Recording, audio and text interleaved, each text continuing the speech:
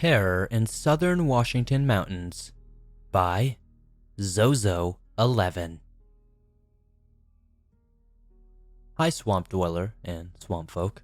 I apologize if my grammar or spelling isn't excellent. I'll do my best.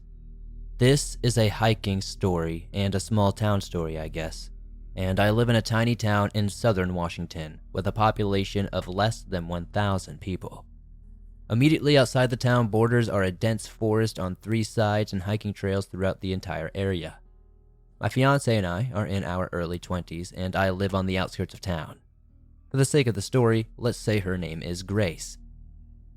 Grace and I are about as prepared as we can be when going out into the woods, no matter how short of a hike it's planned to be. Most important to this story is that I am always armed with a sidearm, and Grace is always sure to carry her bear spray. I always try to go hiking together or look for crystals whenever we have free time, and this day was no exception. On this particular day, we would stay close to town and explore a trail we had never been to before. It snakes down the mountain and has multiple areas connected to the main river at our site. As we went down the initial section of the trail, I smelled smoke, which wasn't unusual in our area, but as a whole, it was slightly unusual for this particular spot. I let Grace know and we continued with our adventure. After collecting some nice rocks, probably about 5 minutes later, we started seeing animal carcasses littering each side of the trail. Upon closer inspection, the deer in the particular areas we had seen had been butchered sloppily and left to rot. Most hunters in my area are highly ethical and wouldn't waste this kind of meat. They also don't discard things in this manner typically so close to town.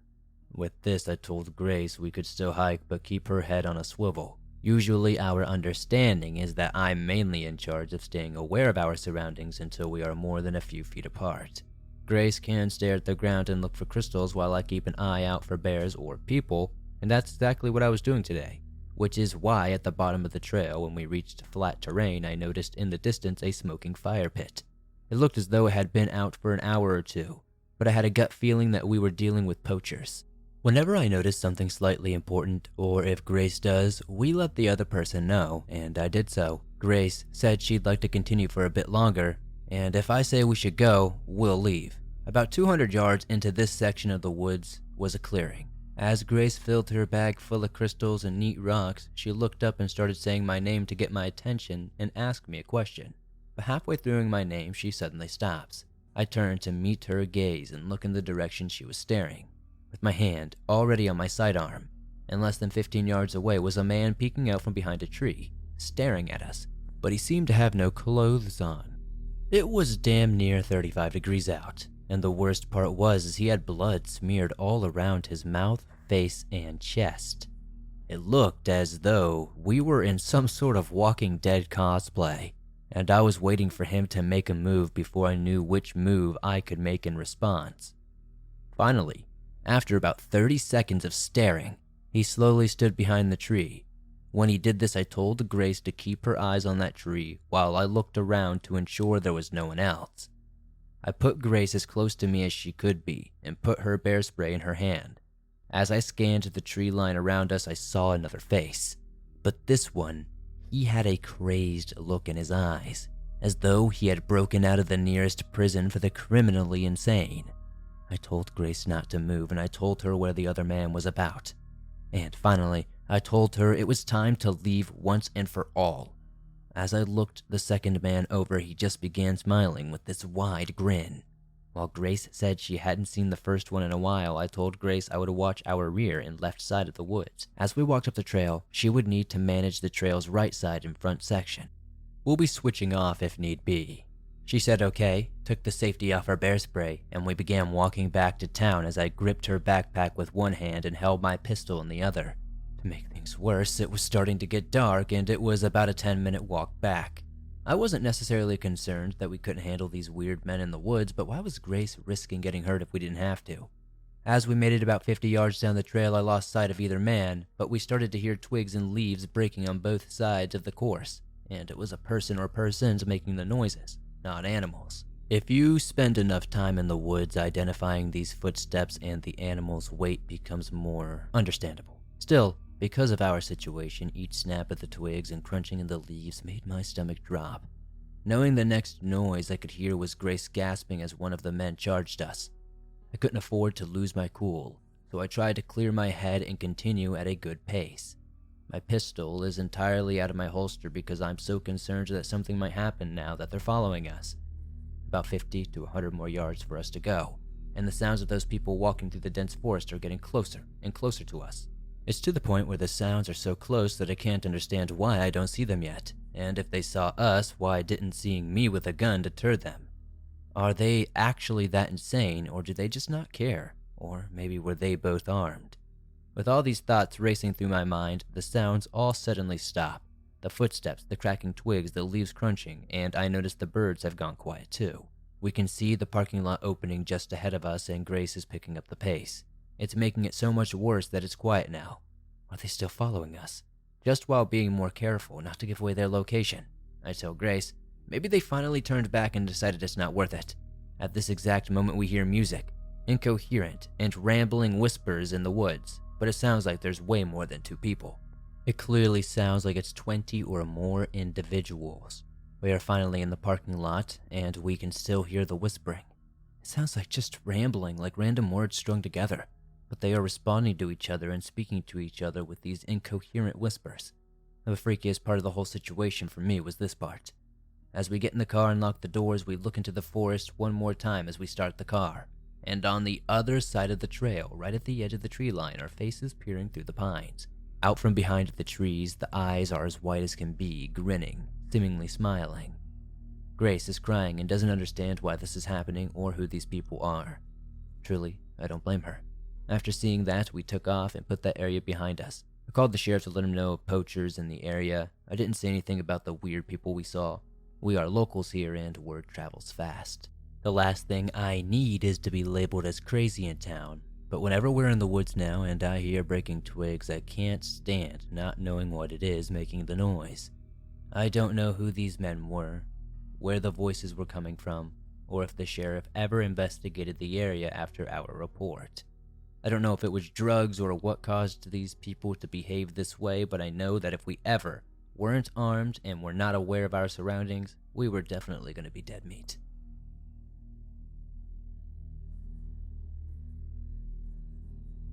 Abandoned Mental Asylum by Jake. My friends and I used to love urban exploring in high school. We had gone to many places in and around our town and experienced things. So we decided to revisit this abandoned mental asylum on this cold, windy winter night. It was huge, the size of a small college campus in the middle of the woods. So my 4 friends and I arrived at this asylum around midnight. It was freezing this night, so we planned on staying inside as much as possible. We started our journey across the campus to check out some of the buildings we missed the last time. Some buildings still had windows, meaning they stayed warm inside. So we explored 2 significant school-like buildings, which could have been more uneventful. Instead, we cracked jokes, took pictures, and had fun overall. This was when we decided to explore a smaller 2-story building. This building was completely overgrown, but was mostly intact. All the windows were present, except for one with a sound-size hole in the glass. The back and side door was locked, but we managed to force the front door open. As we were about to enter, we noticed one of those metal food trays that people usually put the salad in at parties next to the door. We only thought a little of it, since we'd seen a lot of weird things while exploring, and this was nowhere near the top of that list. We entered and started walking around, shining our flashlights everywhere. The inside of this building was trashed, contrary to the outside. The first floor had lots of dust in the air, so 3 of my friends decided to head out front and wait for my other friend, who I'll call Jay for this story, and me. After finding nothing extraordinary in the basement or first floor, we headed upstairs. As we turned to head up the stairs, we noticed the stairs were clogged with chairs and furniture, making it challenging to maneuver our way up. This should have been another red flag, but we were too naive. So instead, we checked out a couple of office-type rooms and found some astounding paperwork and stuff left behind. One room was gone when we reached the end of this side of the hall. The door was closed, which was not unusual, So we tried the handle. Locked. Then we tried option 2. Kick. Nothing. Last we tried to body the door open. It wouldn't go. We said screw it and went to check the other side of the second floor, but we heard the door creak open as we turned to walk. We turned and looked to confirm, but it was not open far enough to see anything more than pitch black inside the room. We pause for a second, and as we stand there confused, the door flings open and we see movement. Obviously, a person in dark clothing. We both turn and sprint to the stairs, jumping about 10 to 12 steps over the mountain of trash on the stairs. Our friends, inside of the stairs at the front door, see us do this, slightly confused for a second, but quickly picked up on what was happening. We all ran the probable mile back to our car, freezing. Once we got to the car, we warmed up and explained what had happened to our friends. We determined it was probably a homeless person taking shelter in the building, since it was somewhat warm compared to the 20 degrees outside. Nevertheless, still a scary experience, because we have no idea what that person's intentions were when they flung that door open on us. We don't think they chased us, but they were not catching us, as we were all high school athletes and were going on adrenaline. We've gone back since, but have yet to go near that building. When exploring urban areas, watch for signs of people living in places.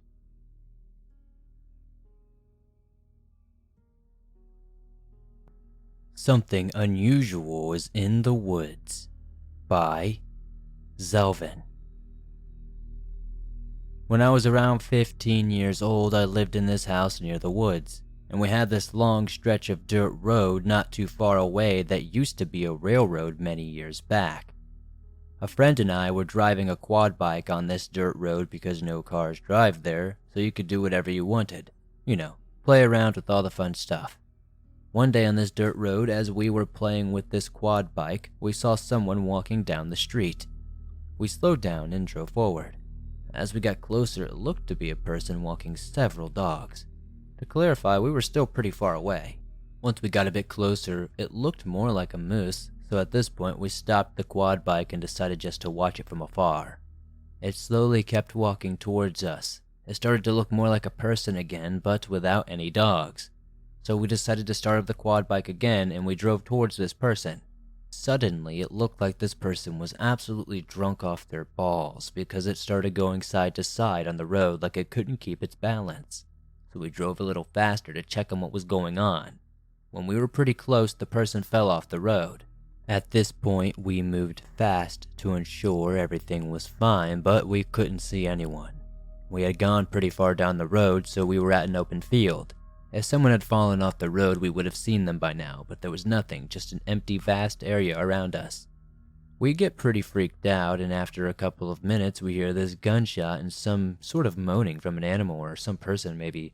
I can't explain it, but it was a weird sound. The gunshot isn't that weird because of where we live. It's pretty standard for people to go out and hunt animals or whatever. We didn't think much of it and just drove back home. The next day, we decided to get on the quad bike again and go see if we could see this figure. At some point, we drove past where we originally saw it, and I could swear, deep down into the woods, I could see a figure standing there. Again, as we got closer, it began to turn into what looked like a human, then some sort of moose or something, and then back to a human. I'm not sure what we were witnessing. But after another minute or so goes by, we once again, just like last time, hear a similar gunshot go off, and then we hear what sounds like a moaning or a groaning sound. I'm not sure if this is some sort of haunting that is just residual, or if we are actually hearing something criminal.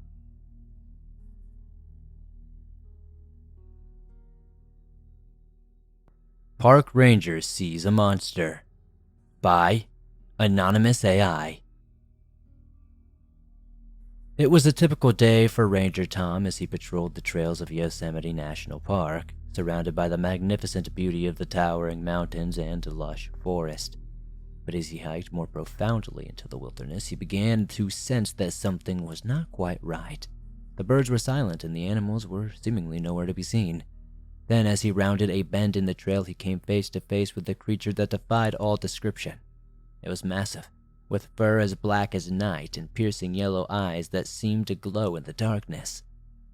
It let out a blood-curdling roar that echoed throughout the forest. Tom quickly realized he was no longer alone in the wilderness and was stalked by a beast unlike anything he had ever encountered. He tried to run for it, but the creature was too fast and too strong. It seemingly closed in on him, and Tom could feel its hot breath on the back of his neck. He knew that he had to find a way to escape or he would be the next victim of this beast. He searched the area for a weapon to protect himself from the monster. Finally, he had a fallen branch he found that was strong enough, and he picked it up to defend himself as the creature lunged towards him. Tom was backed up against a wall, a rock wall that he couldn't climb or couldn't get around. For hours, Tom fought for his life against the beast. Whenever he thought he had the upper hand, the creature would return more robust than ever. Then, just when he felt he could not last any longer, he heard the sound of footsteps and voices in the distance. A group of hikers had stumbled upon the scene and were able to scare the beast away. Tom was severely injured but alive, and as soon as he was rescued and taken to safety, the officials said that this was a bear attack. But even now, as he sits in his hospital bed, Tom cannot shake the feeling that this beast is still out there, waiting for its next opportunity to strike. He knows it wasn't a bear. He experienced it. He damn near lived through it. The thought that this thing may come back after him haunts him every single day. He quit his job, never to return to the wilderness. He will never be able to work at Yosemite National Park ever again.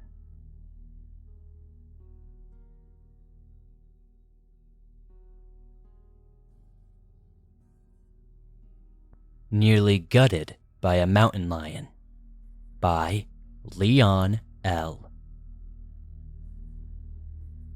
I'm not really a fan of hiking, but my friends convinced me to come with them on a trip to Kentucky. It was supposed to be a fun adventure, a chance to get away from the city and explore the state's natural beauty. We set out early in the morning, armed with backpacks full of supplies, and began our trek through the beautiful, magnificent forest of the Kentucky wilderness. As we walked, the air grew thicker, and I noticed the trees grew denser. The trail we were on seemed to disappear in front of us, and we found ourselves pushing through thick underbrush, hoping to find our way back to a recognizable path. It was then that I heard a loud growl coming from somewhere deep in the woods. My heart began to race as I realized that growling was getting louder and closer. I looked around trying to see where the sound was coming from, when suddenly a mountain lion emerged from the bushes. It was enormous, with a sleek coat and piercing yellow eyes. It was staring directly at us, and I could feel its predatory gaze sweeping over me. I froze in terror, my mind racing with thoughts of how to protect myself. I had heard that you were supposed to make yourself look bigger to scare off mountain lions and bears, so I raised my arms and shouted as loud as I possibly could. My friends did the same, and the lion seemed to hesitate for just a moment. Then, without hesitation, it lunged forward, snarling and baring its sharp teeth. I felt a surge of adrenaline as I sprinted away as fast as I could, my friends doing the same. We ran through the underbrush, hearing the lion's roar behind us as it chased us down. We were running for our lives, our hearts pounding in our chest. Finally, we burst through a clearing, and I looked back to see the mountain lion had given up the chase. I collapsed onto the ground, gasping for air as my friends gathered around me, all shaking with fear. It was a close call and one that I'll never forget. From that day on, I never took the wilderness for granted and always took extra precautions to remain safe.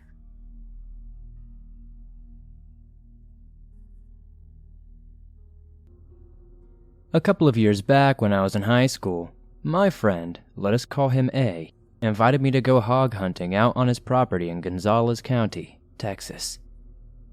Property was a pecan orchard that backed up to a river in the area, and my friend's family had been hunting there for many years.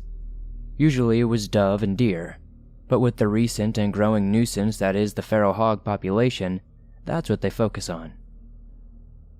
The first time we went out was without incident, but then we decided to invite some more people.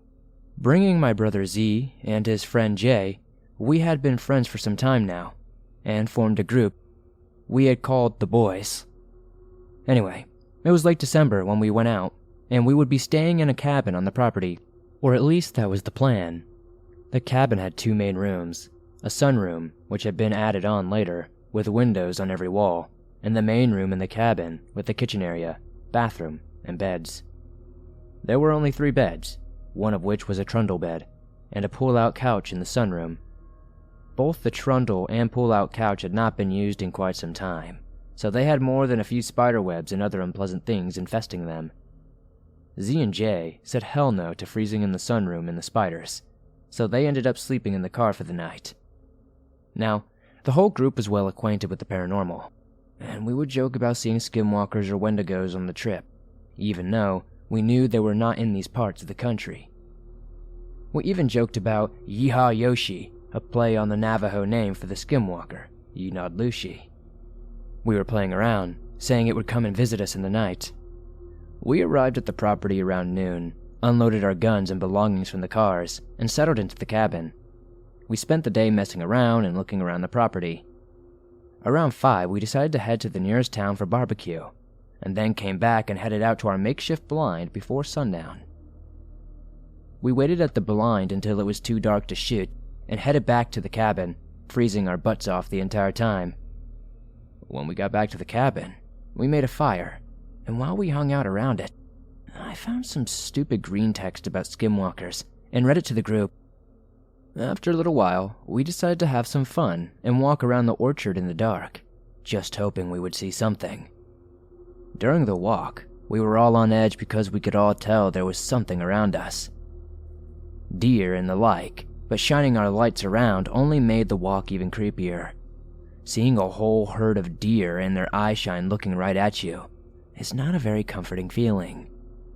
After we got too cold to continue, we headed back and got ready for the morning. We were going to go sit at the blind again. While we were gathering our stuff, A noticed that our hog call was nowhere to be found, and Z found Jay's rifle outside, fully loaded, even though I remember watching Jay empty it inside the cabin. We just brushed it off as us being forgetful, and we all went to bed. A and I in the cabin, Z and Jay out in Jay's car. A quickly went to sleep, but I stayed up a bit longer watching YouTube because I was not really tired. Now, here's where I should mention that I suffer from night terrors. Despite being in my late teens, although I had not had one in at least 5 years by the time of the trip, they were still a possibility. Despite that fact, I know I was not tired, and I was not asleep. My bed was right next to a window that looked out into the yard of the cabin, and A's bed had a window that looked into the sunroom. But because the sunroom was all windows, you could see out into the lower part of the orchard towards the river.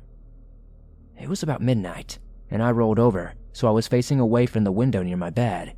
And when I rolled over, through A's window and the sunroom windows, I saw a tall figure walking right next to the sunroom. It was way too dark for me to discern any features aside from the shape and size. I woke up A and told him I saw someone walking outside, and he groggily suggested it was probably Z or J taking a pee. But I rejected that, because why would they walk all the way near the cabin to take a pee outside when they could just go right outside the car? It doesn't make any sense. Not only that, but the figure was much too tall to be either of them, because the taller of the two was only 5'8". A just ignored me and said it was probably a neighbor messing with us. Even though we had been shooting all day, and anyone who tries to mess with people that armed is thoroughly stupid, I tried to pass it off. A texted our group chat, retelling what I had seen, and then we went to sleep. In the morning, Z and J told us that they were actually planning on coming into the cabin because it was so cold out in the car, but they said F that when they saw the messages in the group chat. They also said they had heard tapping on the window to the car around the same time I saw the figure, but they didn't see anything and just assumed it was A or me trying to mess with them. They also said that they heard the hog call in the orchard, and they were sure it was the call because it was very distinct. Though, a hog might not be able to tell, a human can definitely discern it was a call and not a hog.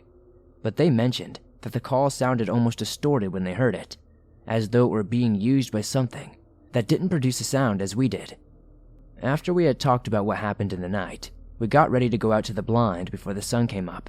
But as A was putting on his camo pants, he noticed there was something in his pocket.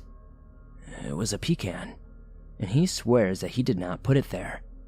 There is no way it could fall into his pocket either, because his pocket had a Velcro flap covering it. After that, we went and sat out without any more incidents. The next day, when we finally started packing to leave, A found the hog call underneath his bed, even though, when we were searching for it, we both checked there and never saw it. I know this can all be chalked up to an overactive imagination, but I know what I saw, and I believe my friends. On a side note, ever since that trip, I have had night terrors or some odd incident every time we've gone hunting since. I hope one day that we catch something that is a little less porcine and a little more supernatural.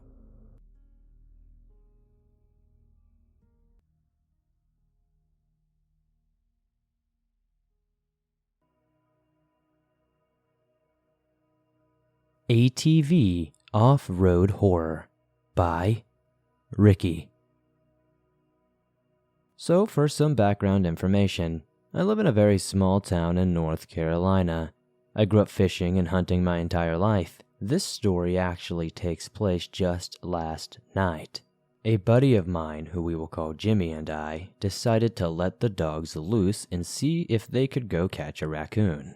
We went to Jimmy's old house and turned loose all 4 of our dogs. About that time, I realized something bad was going to happen, but I didn't think much of it. I just had this weird feeling in the pit of my stomach.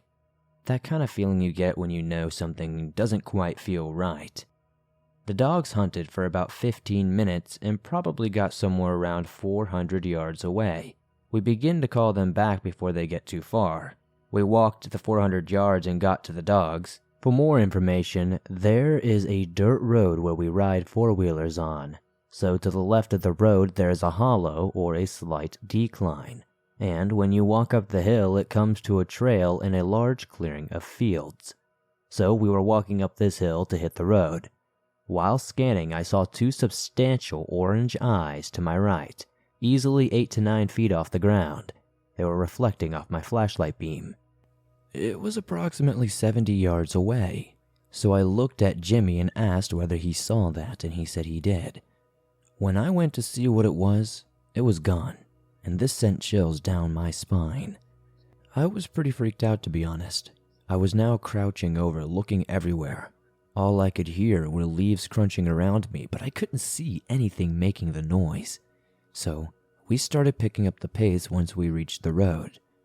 We had to call his dad for him to come pick us up.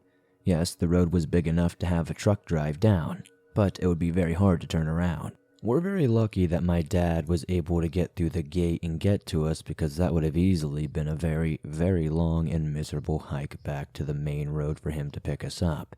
But one thing that I will always question is that feeling of being watched, those sounds, and never seeing what made them. I can concede that maybe there was some sort of small animal that just so happened to be heavy enough to make those noises, but I think that's very, very unlikely. Now, I'm not going to say it's some sort of skinwalker or Bigfoot like the cliche, but I honestly want to know what was out there with us that day. Horror Stories in the Stables by Anonymous. This story starts in Penobscot, New Brunswick, Canada. During the start of COVID, I was laid off from my job as a dog groomer, so I boarded my horses at McLeod Brook Stables and worked as a stable hand. I cleaned the stalls, fed horses, blanketed them, turned them out, all that good stuff. The first experience happened one night, and it was pretty late. I was finishing up chores. My mom was with me this night because she would ride Sailor with me in the indoor ring while I was riding my own horse, too. I was feeding the horses. They stayed in at night because it was February, and our winter could be very, very brutal. When I finished, my mom was smoking outside in front of the barn. The next thing I knew, 2 horses came running into the barn like bats out of hell. They were in a running stall, which is a big stall with a door always open so they can come and go as they please. The 2 horses were very freaked out, scared looking even. Their eyes were wide and snorting. They were looking back outside. My mom came running through the main door. She said, "Did you hear that?" I said, "No, I didn't. What happened?" "The horses came running scared."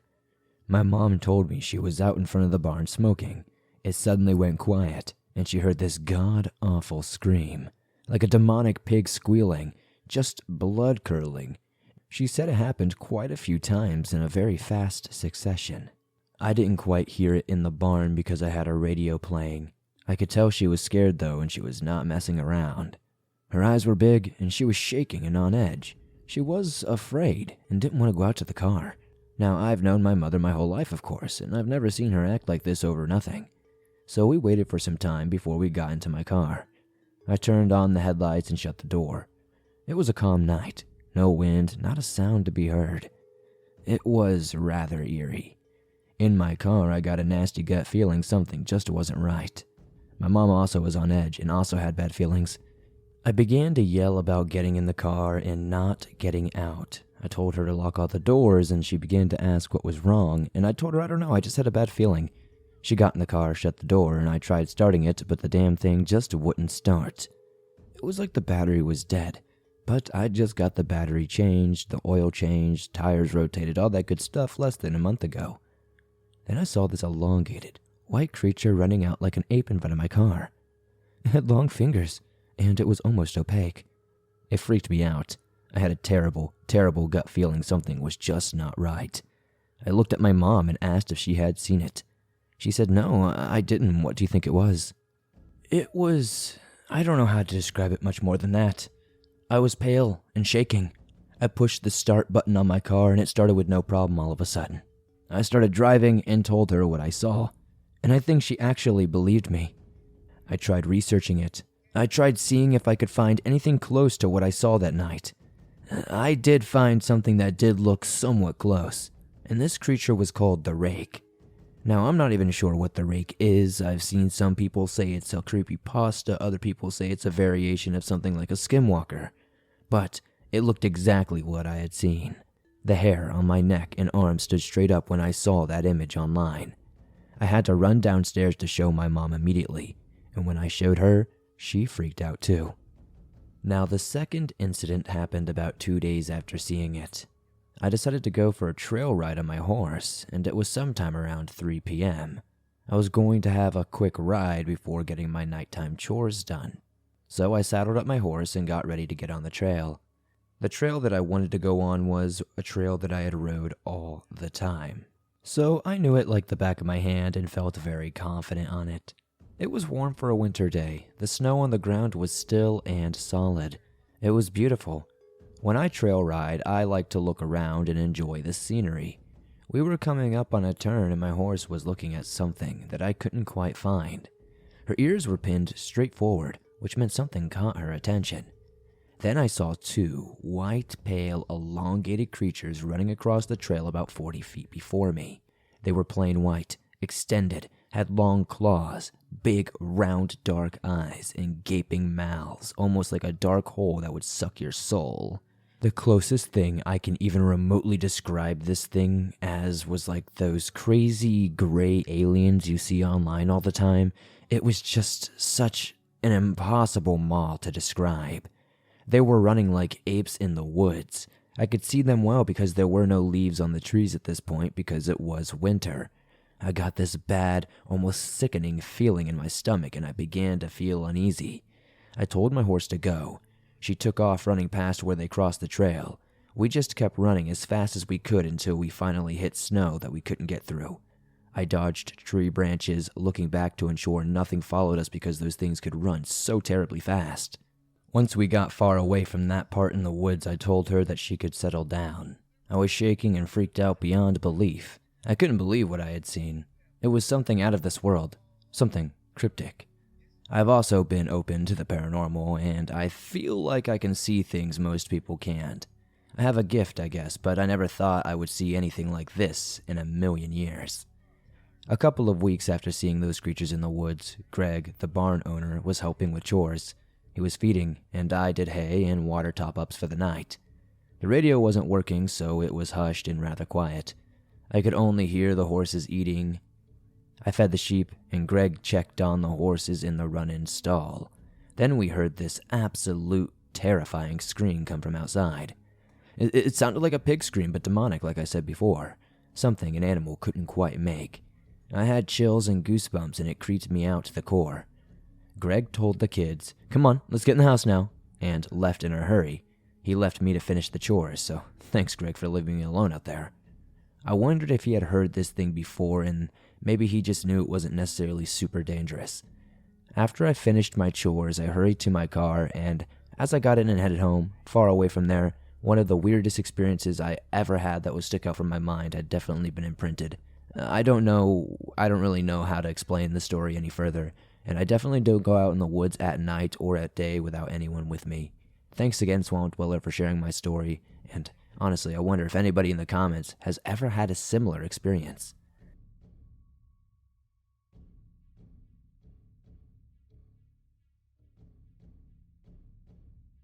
A Small Town Horror Story by Zozo11. I live in a tiny town in southern Washington with less than 1,000 people. Immediately outside the town borders are a dense forest on 3 sides and hiking trails throughout the area. My fiancée and I are in our early 20s and live on the outskirts of town. For the story's sake, let's say her name is Grace. Grace and I are about as prepared as we can be when going into the woods, no matter how short of a hike it's planned to be. Most important, for this story anyway, is that I am always armed with a sidearm, and Grace is always sure to carry her bear spray. I always try to go hiking together or look for crystals whenever we have free time, and this day was no exception. On this particular day, we would stay close to town and explore a trail we still haven't seen much of. It snakes down the mountain and has multiple areas connected to the main river in our sight. As we went down the initial section of the trail, I smelled what I thought was smoke, which I guess wasn't unusual in our site as a whole, but slightly unusual for this particular spot. I let Grace know, and we continued with our adventure. After collecting some nice rocks, about 5 minutes later we saw animal carcasses littering each side of the trail. Upon closer inspection, they were deer. In particular, they had been butchered sloppily and left to rot. Most hunters in my area are highly ethical and don't waste what they don't have to.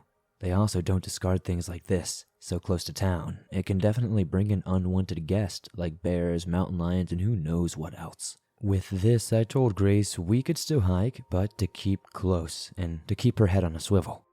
Usually, our understanding is that I'm mainly in charge of staying aware of our surroundings until we are more than just a few feet apart. Grace can stare at the ground and look for crystals while I keep an eye and ear out for bears or people. And that's exactly what I was doing today.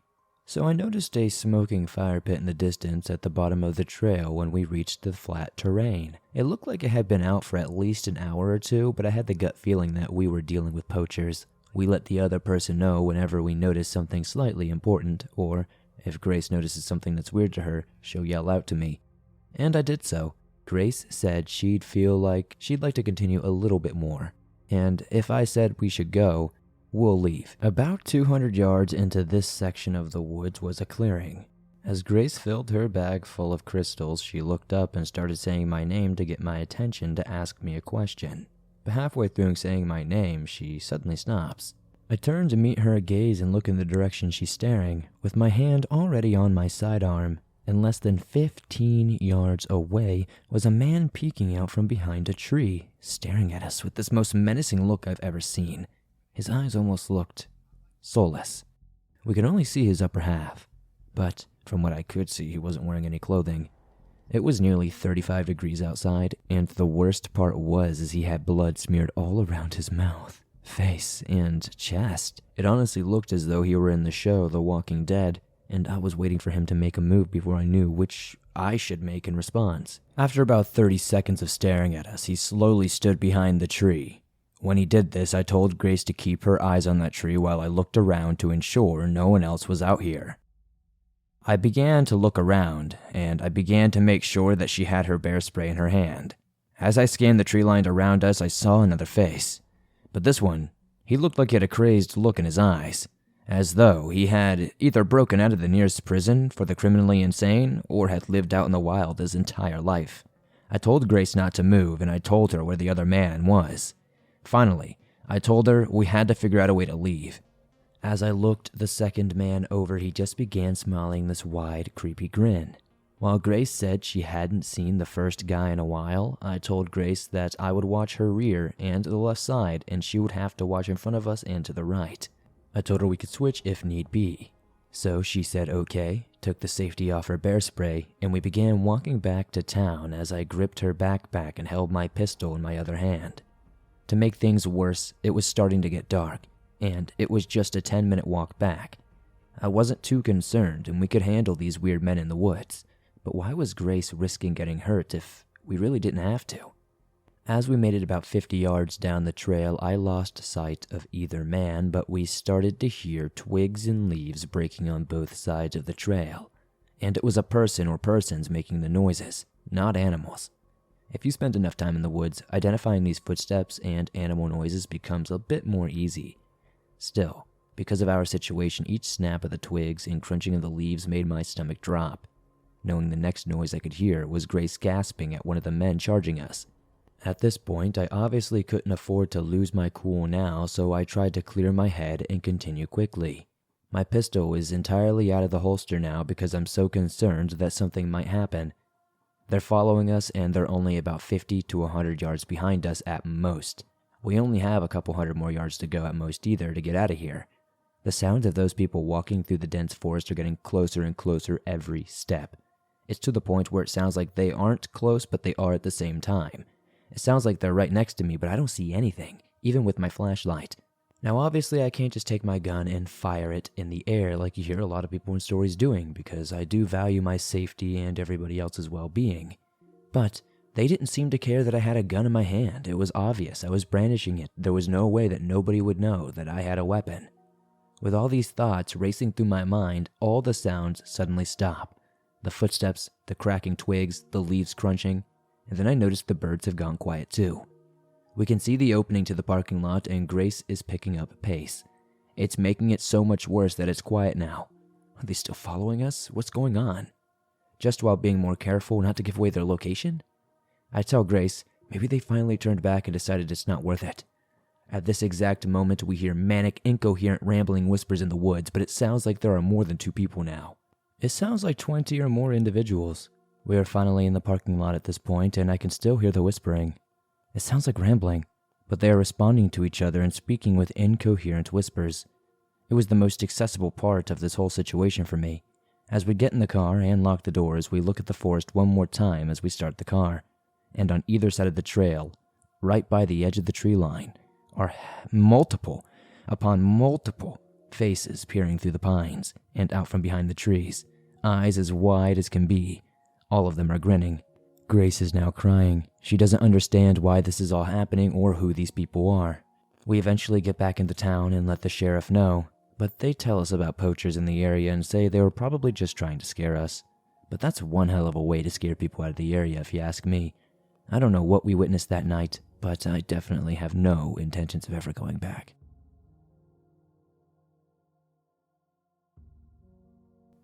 I used to love camping. By Jonah Wolf. I was honestly beyond excited to embark on a camping trip with my friends near a secluded lake in the heart of the woods. The beautiful scenery and serene sounds of nature promised a weekend filled with adventure and relaxation. As we arrived, the sun's warm glow faded, replaced by unsettling darkness that crept into the trees and across the water's surface. We quickly set up our tent and built a fire, eager to settle in for the night. I felt a creeping sense of unease as we sat around the fire, sharing stories and laughs. The forest seemed to come alive at night, and the rustling of leaves and snapping of twigs sounded closer than they should have been. Honestly, I did try to brush it off, attributing it to my imagination, but the sensation of being watched just would not go away. When I needed to answer nature's call, I hesitated to leave the campsite safety. As I stepped deeper into the woods, the feeling of being stalked truly intensified. The shadows seemed to dance, and the rustling of the leaves grew louder. I couldn't shake the feeling of being followed, and I sprinted back to the campsite as fast as I humanly could. As the night wore on, the presence of the stalking thing grew more vigorous. Every time I looked out into the darkness, I could swear that something was moving just beyond the reach of the firelight. The hairs on my neck stood on end, and I could feel my heart racing. I tried to dismiss it as paranoia, but the feeling was far too intense. When it was finally time to hit the sack, I crawled into my tent and zipped it shut, but the sound of something breathing heavily outside kept me from falling asleep. I strained my ears, trying to make out what was lurking just beyond the thin fabric of my tent. My imagination conjured up images of vicious predators and bloodthirsty monsters. A low growling sound filled my ears just as I was about to doze off.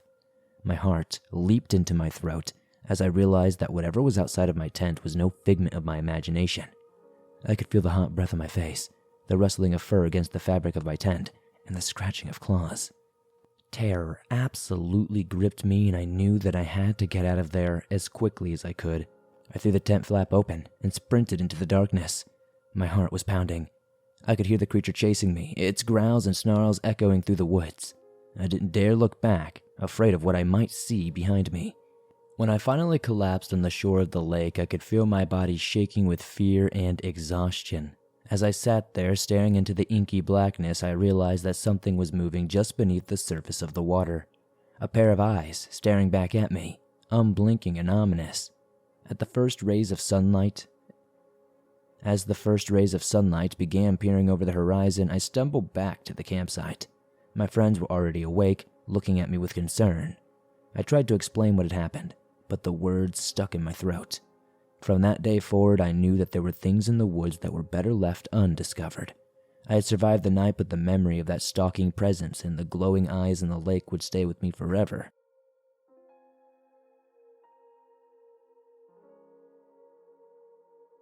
I Witnessed Something Terrible by Anthony September. The sun set as I walked deeper into the Ocala National Forest.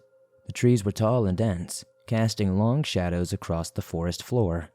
I had been hiking for hours and was starting to feel tired, but I didn't want to turn back just yet. I wanted to see how far I could actually go.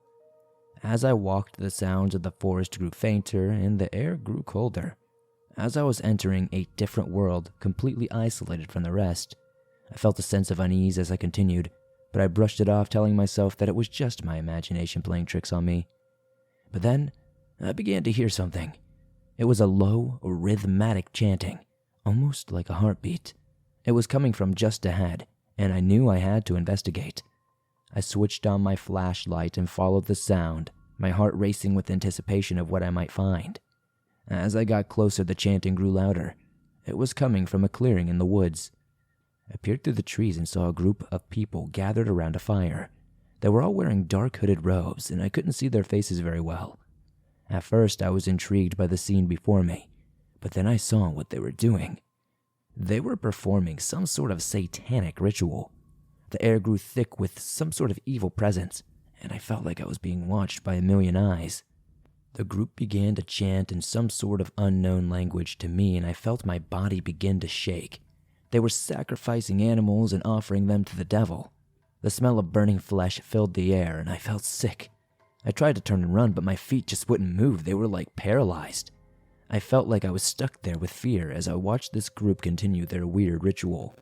Suddenly, one of the hooded figures turned and looked directly at me. I couldn't see their face, but I felt like they were staring into my soul.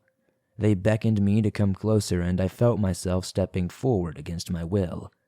I then realized that I was trapped, and this was not a mere ritual. This was a trap, and I was the prey. I tried to scream, but no sound would emanate from my mouth. The group continued their practice, their chanting growing louder and more agitated. The energy in the air was palpable, and I felt my body pulling towards the fire. I knew I had to leave, but my body just wouldn't cooperate. I was trapped, a helpless witness to this terrifying scene. I felt like I was in some sort of movie. As the ritual went on, I found myself getting weaker and weaker. I could feel my life force draining away, and I knew that I was in grave danger. The group's chanting grew louder and more fierce, and I felt like the ground was shaking beneath me. I saw something move in the darkness, and just when I thought things couldn't get any worse, it was a figure looming over the group, watching their every move.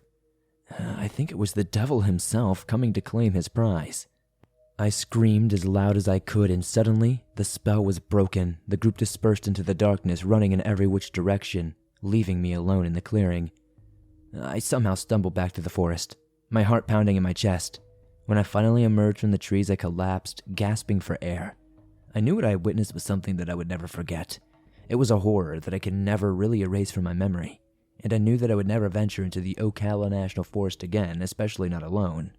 And for all of those asking, yes, I did go to the police. I did file a report, but I'm not really sure anything ever really came of it, because I never heard back about it. I don't really live in that area. I live about 45 minutes away, and I used to drive there all the time to go fishing and swimming and hiking. But after that little trip, I don't think I'll be doing that for a long time.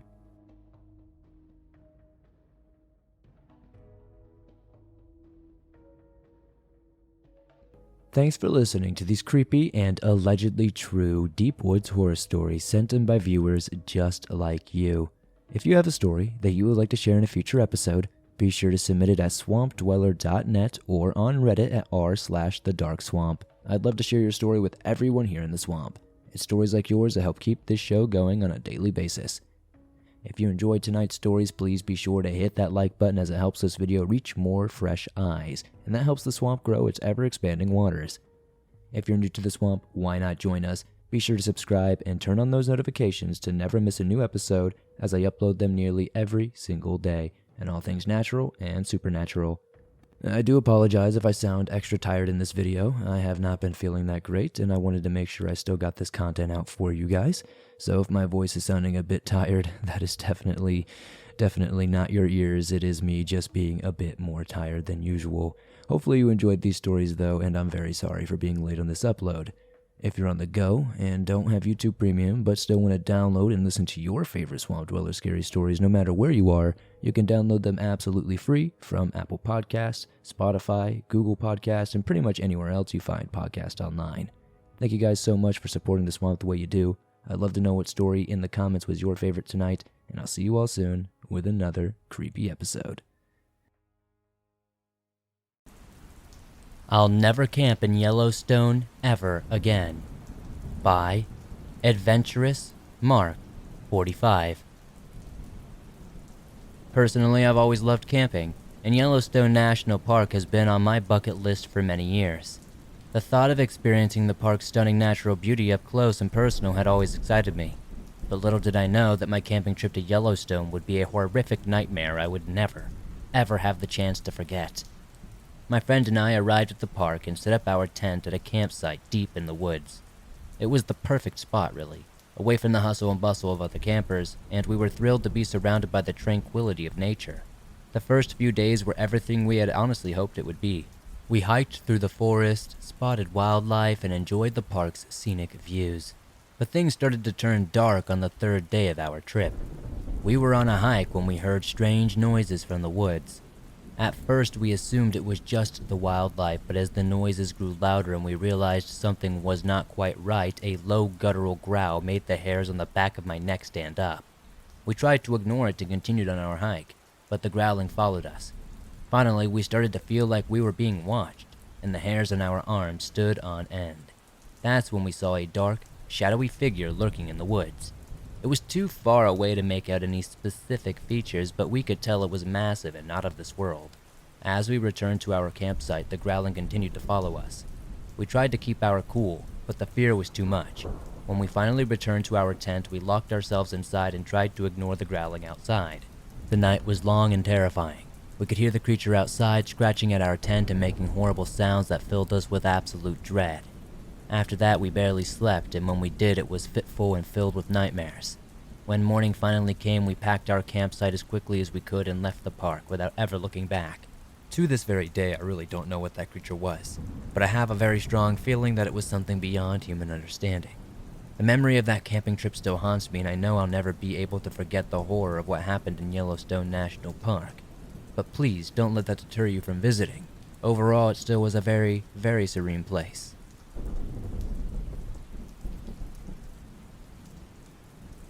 We Accidentally Discovered a Lost Tribe by Anonymous Possum. It would be a fun and exciting experience to go camping in the Bolivian wilderness with my friends, I thought. So we packed our bags and embarked on our journey, excited to explore the vast expanse of unspoiled nature. The first few days were actually quite amazing. We hiked through the dense jungle, crossed raging rivers, and climbed towering peaks. We even caught glimpses of exotic wildlife like jaguars and tapirs. But things quickly started to take a turn for the absolute worst. One night, while sitting around the campfire, we heard strange noises from the forest. At first, we thought it was just some animal, but the sounds became more and more human-like. We were all on edge, but we decided to ignore it and tried just to go to sleep. The following day, we woke up to find that some of our supplies were missing. We assumed it was just some animal that had taken them, but we were all so wrong. As we continued our journey, we saw signs of human activity. We found footprints, broken twigs, and even discarded clothing. We tried to rationalize it by telling ourselves that some local tribespeople were curious about us, but we couldn't shake the feeling that something was just not quite right. As we continued to hike, the feeling of being watched grew more robust. Then finally we started to see figures lurking in the shadows, and they would disappear every time we turned around. We were absolutely terrified at this point, but we didn't want to give up on our adventure. That was until an unknown tribe confronted us. Now, I had done quite a bit of research and had not heard anything about a specific tribe being uncontacted in this area, but I had read that it was possible that they could exist. They were a fierce-looking group dressed in rough animal skins and carrying crude weapons. They didn't speak our language and we couldn't understand theirs. They made it clear that they didn't want us there, and we knew we had to leave before things worsened. But before we could go, they attacked us. We tried to fight back, but they outnumbered us by far and had the advantage of knowing the terrain. Finally, we were forced to flee, abandoning our supplies and running for our lives. We were lost and alone in the wilderness, with no way to communicate with the outside world. Days passed and we ran out of food and water. We were exhausted and on the verge of giving up, but we refused to let these unknown tribespeople defeat us. We finally managed to find our way back to civilization, but the memories of that terrifying trip have stayed with us for years. I still have scars from the cuts and bruises that I gained from all the plants and falling while trying to run. We avoided many traps and all kinds of crazy contraptions that they had put out there in the woods for what I assume is protection and potentially hunting. Now, whenever I hear strange noises in the forest, I remember that camping trip and shudder at the thought of what could have happened to us. I know that the story was short, but I had to share it. It's one of those things that just haunts me every single night of my life, and it would be nice to have some sort of therapeutic escape.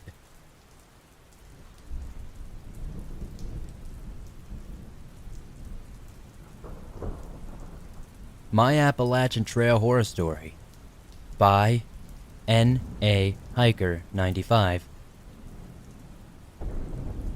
I never thought my hike along the Appalachian Trail would lead me to one of the most horrifying experiences of my entire life. Nevertheless, my girlfriend and I, who had always been avid hikers, decided to tackle the trail for our anniversary. After hiking for some hours, we decided to finally make camp for the night. We found a perfect spot overlooking the mountain range and quickly set up our tent. As the sun set, we sat around the campfire sharing stories and roasting marshmallows and making some hot dogs. Then, suddenly, we heard a rustling sound in the woods. At first, we assumed it was just an animal of some sort, but as the noise grew louder, we became uneasy. Then we heard a sound that chilled us to the bone, a low guttural growl that seemed to be coming from all around us. We quickly doused the fire and retreated to our tent. We tried to convince ourselves it was just a bear, but we both knew something was just quite not right here in this situation. Now, we are experienced hikers and campers, so this was strange to us to not recognize these noises. We lay in the darkness, listening intently to the growling sounds growing louder and more intense. Then suddenly the tent began to shake violently, and we could hear scratching sounds on the fabric. In sheer terror, we realized that whatever was outside was trying to get in. My girlfriend and I clung to each other, paralyzed with fear. not knowing what to do, as we heard the sound of claws shredding through the tent. We could hear heavy breathing and growling from whatever was outside. We knew that we were not going to make it out of this alive, so we started saying we loved each other. Just when we thought all hope was done, the tent ripped open and we saw the terrifying sight. A vast creature covered in fur and razor-sharp teeth stood before us. It was like nothing we had ever seen before. It let out a roar that echoed through the forest, and we both knew it was the last thing we would ever hear. Almost as if some sort of greater being was watching over us. A bear ran into the picture, roaring itself. It seemingly felt, I don't know. Maybe it was feeling challenged by this creature's roar. It tackled the creature, and the creature swiped back at it. They began fighting brutally, scratching and mauling at each other. Ultimately, I can't say who won because they began to go out of sight, and we took that moment to run, and run as fast as we ever have. Luckily, we made it back to the Appalachian Trail. We ran as fast as we could and made it to the nearest conservation building that we could find and met up with some other hikers. We told them our story and got airlifted to a hospital as quickly as possible. We are lucky to survive and to be able to tell this story, but I have no idea what it was that nearly ended our lives that day.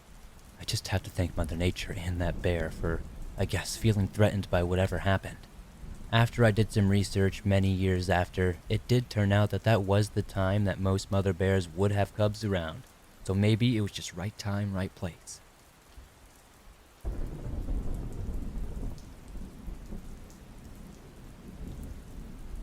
Fresh out of high school, my friends and I decided to take one last trip together before we all split up to go to college. The Pacific Crest Trail was the destination. A few nights of drinking, hiking and camping was exactly what we needed together.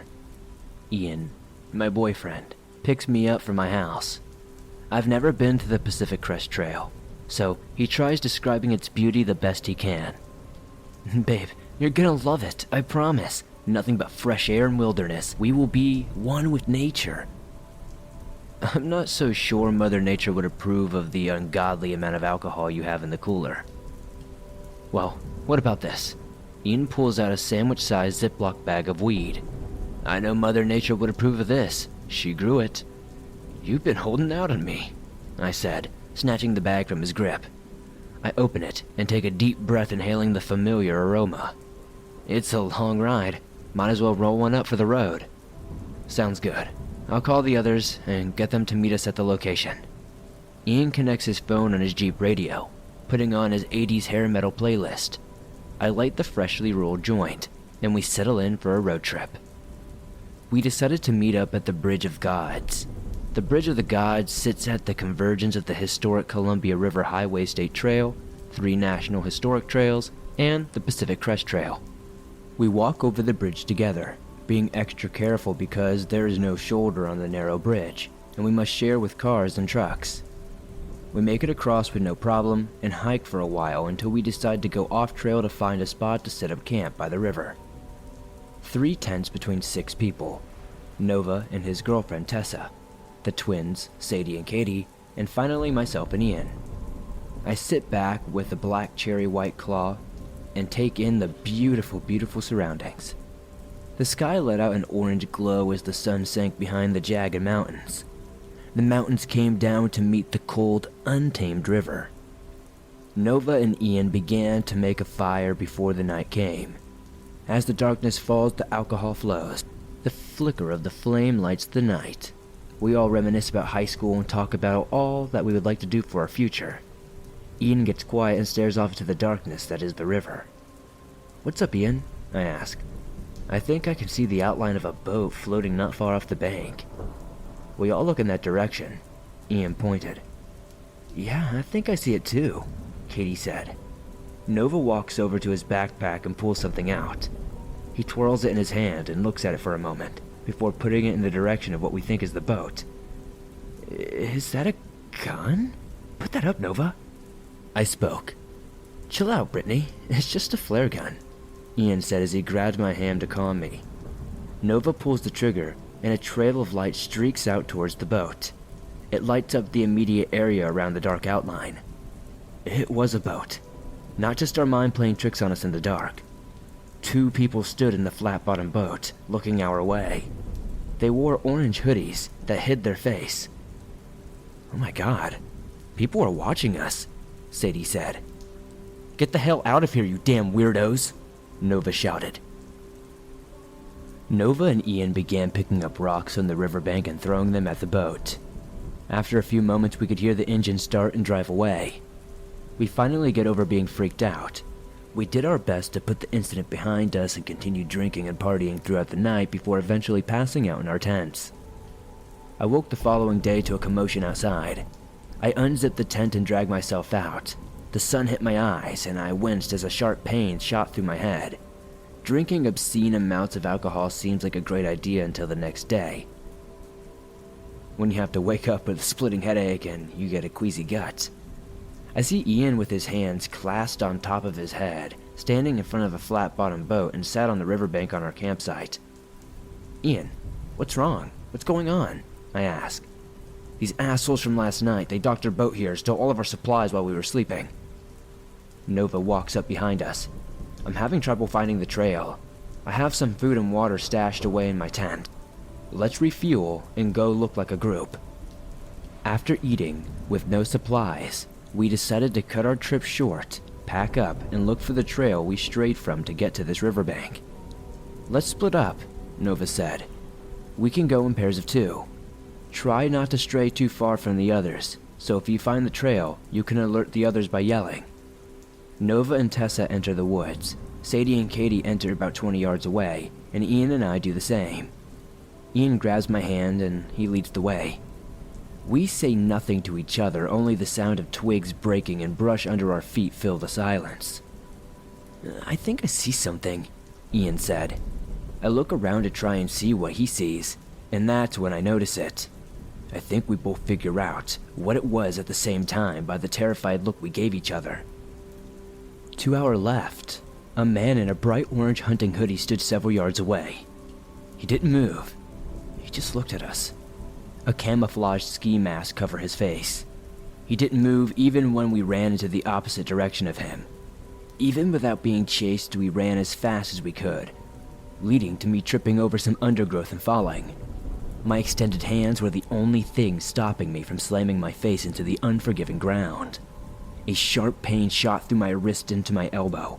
I let out a yelp in pain. I'm not sure if it's broken, but I know it's at least sprained. The price I had to pay to save my face from colliding with the forest floor.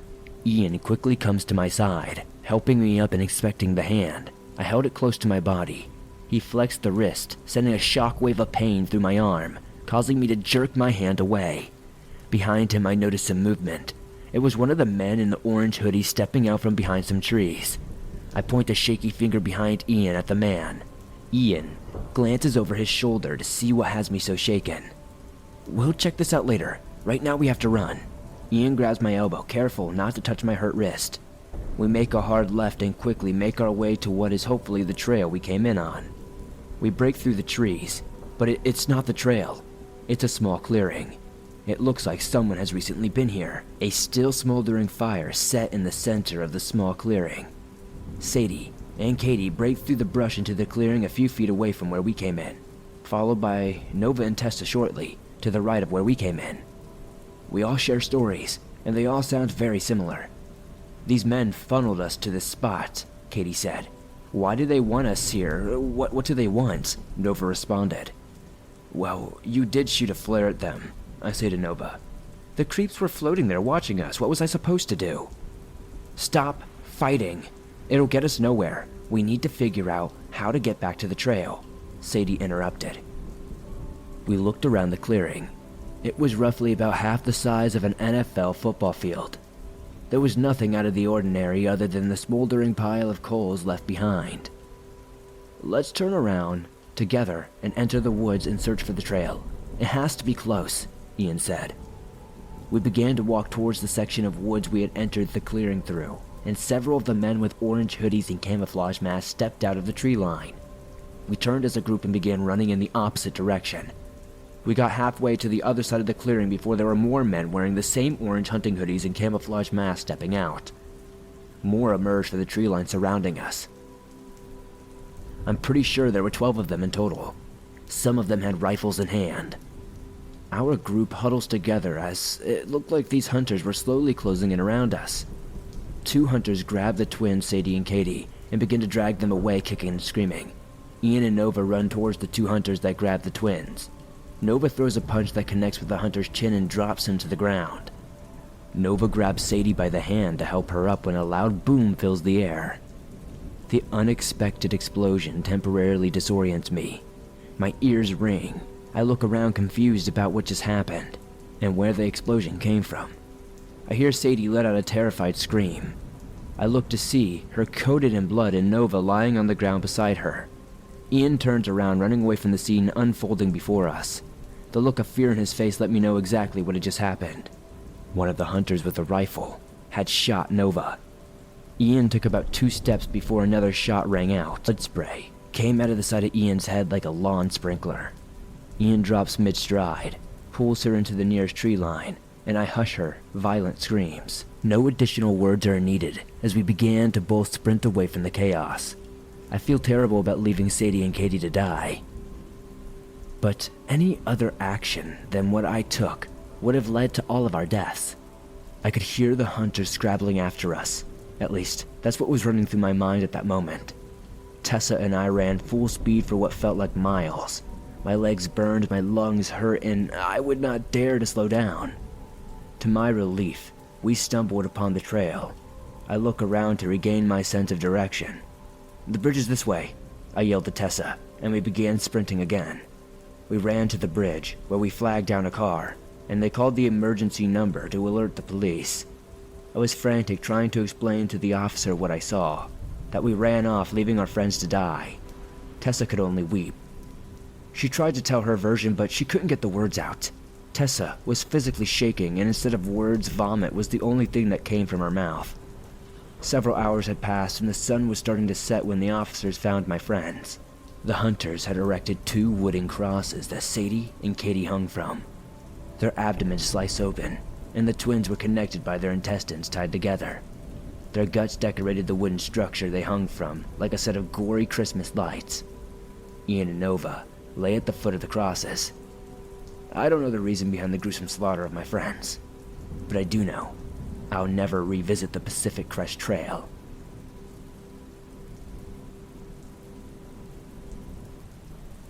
I used to go to the mountains every year, multiple times if fate would allow it. There's something so peaceful about feeling isolated from the rest of the world. I don't have to look down at my phone and worry about bills or keeping up with my friends. For a brief window of time, it's just me and what the world has created. Every year, I would visit the town of Estes and stay overnight, so I could grab an early start and avoid as many people as possible. It had gotten to the point where I was recognized and formed friendships with some of the locals. Most anyone working at the diners, where I got some fuel before heading up the mountain, probably knew who I was. My car and I would traverse the Trail Ridge Road. Stopping on the viewpoints along the road, I would observe the wildlife. Rolling green would lay out in front of me, dotted with the remnants of snowfall. I would make sure to stop at every given opportunity and take a few good breaths to slowly acclimate myself to the higher altitude and lower intake of oxygen. That's what I used to do anyways. I haven't been back there in a few years now. I think it was 3 years ago now that it happened. It's hard to keep track anymore. I try not to think about it too much. I've had issues with the memories popping back up without much cause and sending me into a fit. My chest gets all tight and it's hard to breathe. I swear, whenever it happens, I can hear its footsteps. But I'm getting ahead of myself. My therapist that I started seeing following the event told me it might be a good idea to get it out, write it on paper, or tell people my story. So that's what this is. I have no idea if something like this will help, but at this point I'll try anything. I'd love to finish telling my story and be able to get an uninterrupted night's sleep. So, 3 years ago, like I said, if I ever got the opportunity, I would go back multiple times in a year, and as fate had it, that was such a year. I had a decent chunk of vacation time saved up at work, so I decided to take an extra holiday for myself. Everything went about as you'd expect. It was warmer than normal, as I try to go in the colder months usually. I got into town the same as always. I booked nearly the same room in the same hotel as the last time I visited and threw my stuff into the hotel room. Before heading to bed, I made sure to plot out my intended traveling so I could show someone where I was planning to go. I had been there so many times, and as beautiful as everything was, I liked to try and go off the beaten path when I could. In the event something happened to me, I wanted people to know where I was. That's exactly what I did the next morning. I was greeted by the workers at the local diner and made sure to show them the map, telling them when I expected to return. With enough fuel to get me through most of the day, I headed out. The first place I wanted to go was a decent drive up Trail Ridge Road, Lulu City, a place I was surprised that I'd never gotten around to visiting. Pulling onto the side of the road, I sat at the shoulder looking at the elevation between me and the town. A town that had diminished into a small portion of the horizon. Turning the car off and locking it, I was pleasantly surprised to find myself alone on the trail. The fewer people that were around me, the more connected to the environment I could feel. It's like when you watch a movie in the theater. You're so much more immersed when it's quiet. Just a few chattering conversations can taint the entire experience. They say with hindsight, it's much easier to see the red flags. When I think back though, it's hard for me to tell where my first sign to turn back really was. You'll hear a lot of sounds walking through the forest, and sounds travel pretty far. So it's hard to say what's unusual and what isn't. Even if you've heard something hundreds of times, it can sound alien. I remember as I was walking the trail, I heard what sounded like several booms from a distant thunder. The noise happened in rapid succession, like the beating of drums, though the weather hadn't called for such noises. At the time, I thought it could have just been the snapping of a nearby tree and the resulting noise of it was smacking into the ground. I ignored it and continued on my path, feeling the mountain air fill my lungs surrounded by trees, all by myself. There was the occasional skittering of wildlife. I even came across a large print in the middle of the trail. I assumed it to be a bear, as black bears have been spotted near the trail. It's a nearly 4-mile hike, which isn't all that bad as the elevation didn't climb too much. Around 2 hours after I had initially set out, I found myself looking at the old sign for Lulu City, an old mining town that had been abandoned in the 1800s. I walked slowly through the place. There were old cabins around the area and various plots of land that once served as foundations for more homes. It was incredible to sit in a ghost town, nestled near the Rocky Mountains. It was almost as if the place had pushed them out. From the little research I had done, it seemed like the profit margin for the silver they were mining just wasn't enough to justify the town. Though, knowing what I know now, I can't help but wonder if something else was at play all those years ago. I looked around for a while at the large open area where the town used to sit. There were around 40 cabins at the town's prime. All that remained were the remnants of 3, a few building sites, and a sign for the town. Citing the population was at 200 people. I sat down for a moment, leaning my back against a tree, looking at the area surrounding me. Pouring some water down my throat, I watched the tree line. There was this creeping sensation you get when someone is staring at the back of your head. I felt that, but it was like I knew where the feeling was coming from, but I couldn't quite see it. As I was focused on an area of trees where the paranoia was stemming from, I noticed a shadow moving. I had thought at first it was just a dark area where the sun had difficulty getting through. As the shadow shifted, however, it was revealed there was just a dark mass blocking my view. My initial reaction was to just assume the figure was a black bear or an elk, but it was hard to convince myself of that, as the shadow reached far too high off the ground. Either way, I just sat and watched. I wasn't about to call any attention to myself, especially if my initial reaction was correct. I had bear mace and the likes, but if I could avoid using it, I would rather do that. With the shadow retreating into the woods, I stood slowly from my spot and decided to exit Lulu. As I turned around, I heard a familiar cracking of trees. This time, however, the sound continued for a good minute or two. It was as if the drums of war had been rung and a warning was shooting through the mountain. I wondered if anyone on the other trails were able to hear the noise, as it was so loud that it made me cover my own ears. As I started retreating from the noise, it stopped, and as I reached the exit to Lulu City, I saw a shadow once more. This time it was much closer to me. I was able to make out more about it. Part of its dark structure being the antlers atop its head. They weren't the same, jagged and pointy antlers that decorated the indigenous elk around Rocky Mountain. They were more solid, resembling that of a moose's. They were much larger than any pair I'd seen before, though.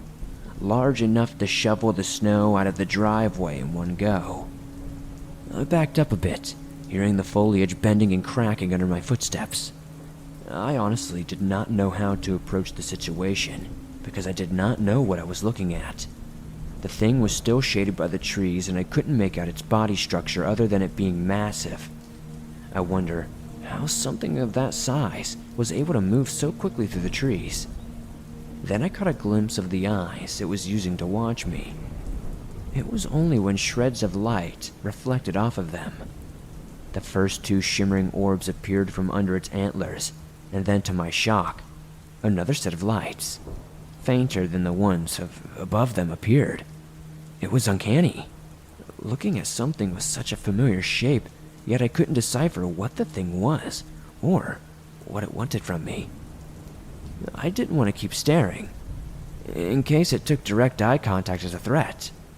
Averting my gaze, I listened to the creature stumbling around before the commotion caused by their movements dissipated into the foreground. With the noise of that thing distant, I turned back and saw no sight of the thing. I decided it was best to leave the area quickly and quietly. I thought the thing might consider Lulu City its territory and was giving me a stern warning.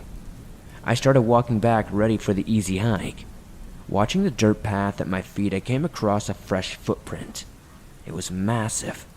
Putting my foot into it revealed that my foot didn't even make up half the size of one of its toes.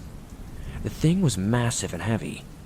I didn't want to call my trip short, so as I walked the trail back to my car, I thought of just going to the next spot ahead of schedule. I always try to end my visits by looking out over Bear Lake. It's just so pristine, it's hard to ignore. I kept my eyes on the trees the whole time, making sure that some hulking shadow wasn't lurking. Before I knew it, I was exiting the trail and climbing into my car. With a hum, and the vehicle sprang back to life. It wasn't too long before I had gotten to as far as my car would take me before I had to stop and walk the rest of the way. Surprisingly, once again I found myself alone. There were a few other cars where I parked, but once I got to the lake, I didn't see anyone else on the trails. It felt like everyone had been scared off. Bear Lake is normally a pretty popular spot for people visiting. I had the feeling like I was missing something, like everyone else got a memo that I didn't. I sat for a while on a large boulder by the side of the lake, watching the winds ripple small patterns over the smooth surface of the water. It wasn't often you could go there and not hear the howling of screaming children and their parents, so I intended to soak as much of it in as I could. As I sat there, I could see the line of trees on the other side of the lake. The tops of them created an ocean of green that only surrendered to the peaks behind them. I watched that ocean of green sway like a hurricane was sweeping through them. The treetops moved and buckled as I heard familiar smacking noises begin to get louder. The realization dawning on me that whatever I had seen before wasn't warning me. It had been following me and continued to do so as I left the site. I had driven there, though. I thought it would be impossible for that thing to be able to have made it here so quickly. With the shifting of the treetops getting closer, I slowly rose to my feet when I saw something eject from the top of the trees. It hung in the air for a moment before crashing down into the lake before me. It was brief, but I saw the object enough to know that the thing had flung a rock rather large, probably bigger than my body, like it was nothing. I started stepping backward when my ankle rolled on a rock and I fell backward, crashing to the ground. My elbow made contact with the hard surface, pulling apart the fabric of my sweater and slicing through my skin. Quickly, I opened the small first aid kit I had brought with me, hearing the thunderous noise getting closer. I poured my drinking water onto the wound and wrapped it with a bandage. As I finished tending to the small wound, I noticed that the noise had halted. Slowly ignoring the pain in my ankle and the stinging on my elbow, I looked over the rock to see. The trees were no longer swaying, only moving with a gentle push of the wind. That's when I heard a noise to my right. A huff. Turning slowly, avoiding sudden movements, I saw the beast that had been watching me. I saw it bathed in the sun, every detail. This thing was some twisted amalgamation. It dwarfed me in size. I could have been twice as tall and still not met it eye to eye. I did not know what I was supposed to do, if I was supposed to run or stay still. I watched its pitch black fur ruffle as it took a step towards me, offering another huff out of the bear-shaped nose. Its whole head reminded me of a bear, except for the angular structure around its eyes that looked more like a buck. 4 stern and focused eyes, all of varying shades of amber, peered toward me. Its body, again, was reminiscent of a bear that had a bizarre length to it, almost like its belly was dragging against the dirt. If it wasn't for the massive paws pushing down into the ground, the thing would topple over. It moved its head back and forth, shaking its whole body. Small clicking groans emitted from the open jaw, a jawline with thick and sharp teeth. My reasoning was starting to go out the window, and the urge to just run and get the heck out of there was mounting by the moment. I was backing away and had noticed I was making it back to the trail, but the creature matched my movements. We were both surrounded by trees, and the thing started moving its head side to side, smacking its large antlers onto the nearby trees. As it did, the tree's bark ripped free, exposing lighter tones. As close as I was, the smashing of the massive antlers against the trees was like a shotgun going off next to your ear. It caused me to hold my hands over my ears as I tried to back away. I wanted to run, but the moment I put too much pressure on my ankle, I knew I would buckle, so all I could do was continue to back away, hopping, and just hope that it wouldn't charge. It just kept walking forward, smacking one tree after another like it was trying to intimidate me. I watched amazed as if its large frame bulldozed through the trees like it was nothing. I don't know what I did to upset it more than I already had, but the clicking noise from its mouth picked up and it charged at me. The ground was trembling under the thing's footsteps, and before I had time to process what was happening, an antler made contact with me. The memories get all foggy from there. I remember being shunted to the side, my legs colliding with a tree, and I spun out into the bush. Nearly unconscious, I laid surrounded by dirt and leaves as the bear-like creature approached me. It smelled me, interested particularly in the blood spilling out of my legs where the bones had broken on impact. I got a good look at its eyes before I passed out. One was a set of eyes that you'd expect to see on a mammal, while the others were more lizard-like. Those eyes were the last thing I saw before passing out. It was a miracle I ever made it out of there. Some other visitors had heard the commotion and headed over to find me passed out. They stopped my bleeding and got me to the hospital in Estes. I wish I could go hiking still. I'm not afraid of running into that thing again, but my legs were beyond repair, and I haven't been able to walk ever since. I still think about that creature. I did as much research as I could, but never found anything that looked like that thing. Some monstrous combination of a bear and elk. I wondered if that was the real reason Lulu City was abandoned. Maybe I was just in the wrong place at the wrong time. I don't think I'll ever know. Sometimes I hear the clicking noises it made. Every thunderstorm I hear makes me think about the creature bashing its head into the trees. Maybe it did that as a show of strength, like when bucks smack their antlers together. I don't want to believe that's true though, because I couldn't imagine what a behemoth like that needs to prove its strength to. What other secrets could the Rocky Mountains contain? Are there more of those things there? Or perhaps another manner of beast?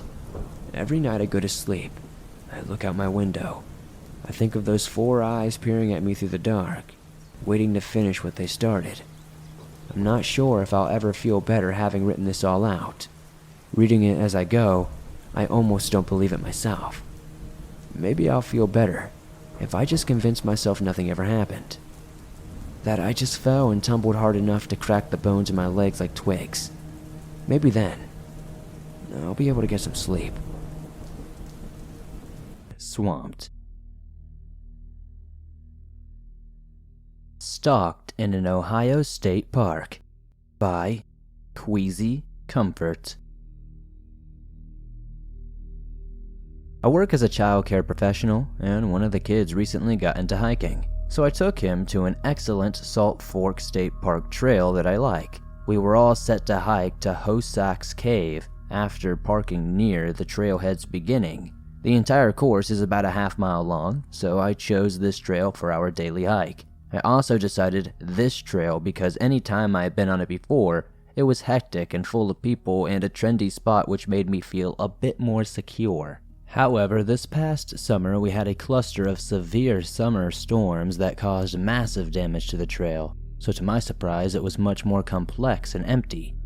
However, I wasn't bothered by the open path because a small construction crew was working on a bridge that was just barely visible from the trailhead. He was still up for the hike, despite the entire width of the trail being washed out until it was no more than a foot wide, with a 6-foot to 12-foot drop into a creek bed with a solid rock and several trees that had fallen down. He is very athletic, and I was confident in his abilities. If he was confident that he could do so, I thought that he could. And he seemed to be very excited to tackle our adventure, so who was I to say no? We made it to a platform that allows you to see the entire cave. There were many downed trees surrounding the platform, and it was closed at this point, but we had made it this far, so we decided to maneuver around the venue and proceeded the few hundred feet into the cave. We spent most of the time in this area due to the difficulty it was to get there, so I know exactly what it looked like. There were tree roots directly under the platform, and you could climb down either side. It is also worth noting that Hosak's Cave is much more like a cliff with an overhanging rock formation and a trickle of a waterfall directly in the middle. It's not a creepy closed-up cave. It's very open and beautiful. We got to the cave and I noticed a candle that was not burning recently but had been sitting on a large rock with a heart carved into it. I chalked it up to someone having a date and disregarded it. He wanted to climb to the top, where I noticed 2 more candles and 3 stacks of small rocks that somebody had stacked up. I felt weird at this point, but it was about this time that he found a small puddle full of baby salamanders and wanted to catch them. This was the happiest I had seen the kid in a long time, and I didn't have the heart to tell him it was time to go. We spent about an hour catching baby salamanders, and I watched him have the time of his life. We finally decided to leave, and when we got to the platform, dead center in the middle of the tree roots was a wet washcloth hanging that was not there before. He noticed it as well, but did not pick up on the severity of the situation that we were apparently in. At that moment, I factually knew 2 things. 1, someone was watching us, and we did not see them. And 2, they were now potentially hiding in the woods and made it a point not to be seen, but leave an object to be noticed. There was no running back with the narrow trail, and I was not about to tell him that we were in potential danger. I told him to go in front of me, and I kept encouraging him that he was doing great over and over, which seemed to speed him up naturally. I never saw anyone while we were on the trail, but I had the most intense feeling of being watched the entire hike back. We got to the car, and I locked the doors immediately. On our way out of the park, a filthy man, probably in his 30s, came out of the woods and made it a point to stare at me with the blankest expression I had ever seen on a human being. The man followed me with his eyes and head as I drove by him and continued to stare at him until I couldn't see him anymore. At that point, I knew the 3rd fact. He made it a point to make himself appear to me, and facts 1 and 2 were confirmed. That stare stuck with me for days, and I considered counseling after this as it bothered me for several weeks, causing me severe anxiety. I tried to tell myself that maybe we just interrupted his bath time and he was camping and didn't want to startle us. After all, the crazy-looking man had ample time to do anything he wanted while we were catching salamanders. I could not rationalize why he stared into my eyes the way he did. If he wanted to be unnoticed, why would he have made himself so, obvious? Deep down, I know it was much likelier that this was a deliberate action intended to scare me. He never had any idea how panicked I was, and to this day, it is the most fun I had ever seen that kid have. He brings it up regularly, and it's a positive experience for him. But on the other hand, it was one of my worst experiences and made me feel sick and disturbed.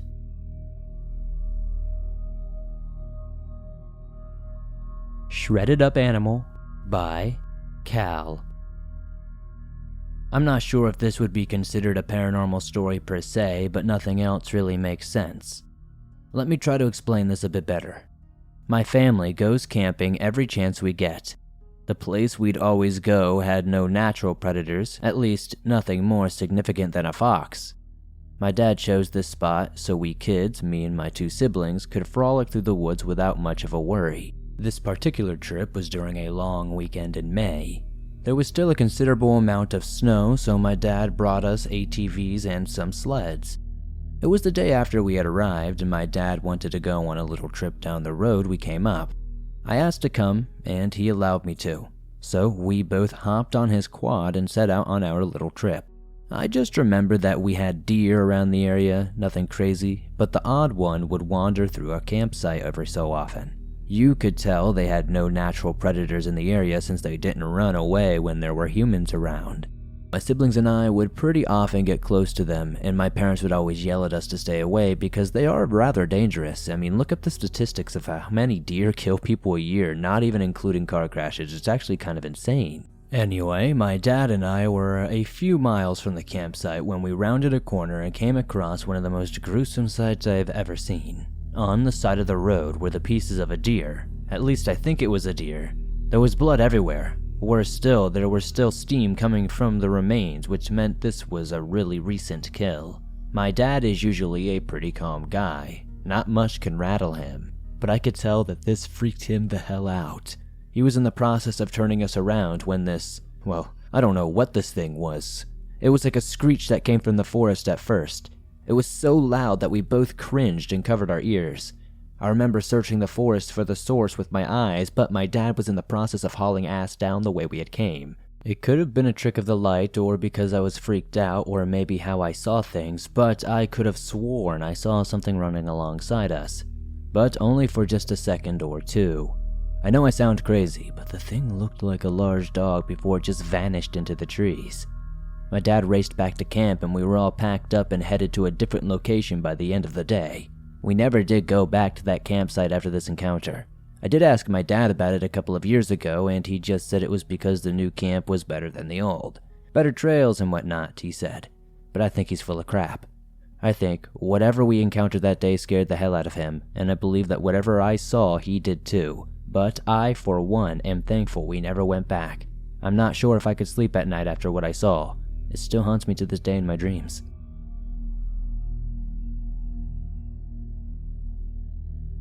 I Saw a Ghost in the Woods by Kodak White. Last night, my friend and I decided we wanted to go into the woods to get a little scared. So we brought flashlights and a knife and we went down to the creek. We turned the flashlights off to get the best experience and stood there. We overwhelmingly felt like we were being watched, so we left the woods shortly after, freaked out. I guess you could say we got exactly what we wanted. Later that night, we were hanging out on a small street near our houses and we wanted to get scared again, so we went to a dark corner of the road where it was just suspicious houses and just the entrance of the woods. We both felt that same feeling from earlier that we were being watched, so we looked down into the woods, and roughly, maybe 50 to 75 yards away, we noticed a specific part was pitch black while you could make out the rest of the woods. The feeling started to get more ominous, and we began to feel surrounded and heard walking in the woods and leaves. We began to hear crunching of twigs and something sounded like it was coming faster towards us. Finally, the silence was too loud, and without speaking to each other, we both had an overwhelming feeling of dread and we sprinted back up the street towards our house. But while I was running, I turned to look back, and for a split second, I swear I saw a girl in a white gown in the dark spot I had mentioned earlier. She didn't have a body. The only thing I could make out was her upper torso, but it looked like it was a gray aura outlining where a body should be. We ran back to my house and couldn't even describe what we were feeling, but I'm now staying out of the woods for quite some time, especially after dark.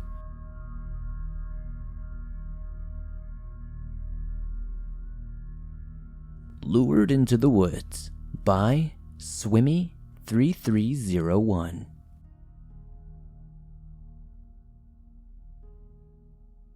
This happened to me only about a few hours ago. I was out walking my dog, and we were walking down the street of my neighborhood, which is in a rural area surrounded by woods and forest everywhere. I began to hear what sounded like an owl making their typical noises, so I didn't really pay it much mind. I began walking further with my dog through the area, and it sounded like the owl was constantly moving. Even though there was no real way that I wouldn't be able to see it. The trees were pretty thin, obviously it's been cold, all the leaves are down, you can see pretty well into these wooded areas. I followed the sound additionally because I have a personal connection to them. I'm just a big fan of owls, and I hope more people are. After many direction changes, I sat down at the forest edge, and was standing before the dark entrance. The owl was seemingly gone now, but a creepy crawling sound could be heard, which was faster than it should have been, and being directed towards me. It was coming deep from inside the woods. Then I listened to the owl again, hooting from where the strange approaching crawling sounds were coming from. My dog then became terrified and threatened whatever lurked in the darkness. At this point, because the crawling became even faster and incredibly unsettling, I sprinted backward around 30 meters and turned around to see if anything was behind me. Then came that owl sound once more. It was almost like it was beckoning me to return. At this point, I stopped for a second to try and calm my dog down and lead them back home. Suddenly, distorted laughter was all I heard erupting all around us in the forest. This was definitely not that of a human. It almost sounded like it had reverb echoing all around us. After that, I headed straight home, locked all of the doors as it was nighttime here. I know the story was short. I might have some more updates soon as I have to walk my dog often. Thank you for reading this, and please share your thoughts in the comments.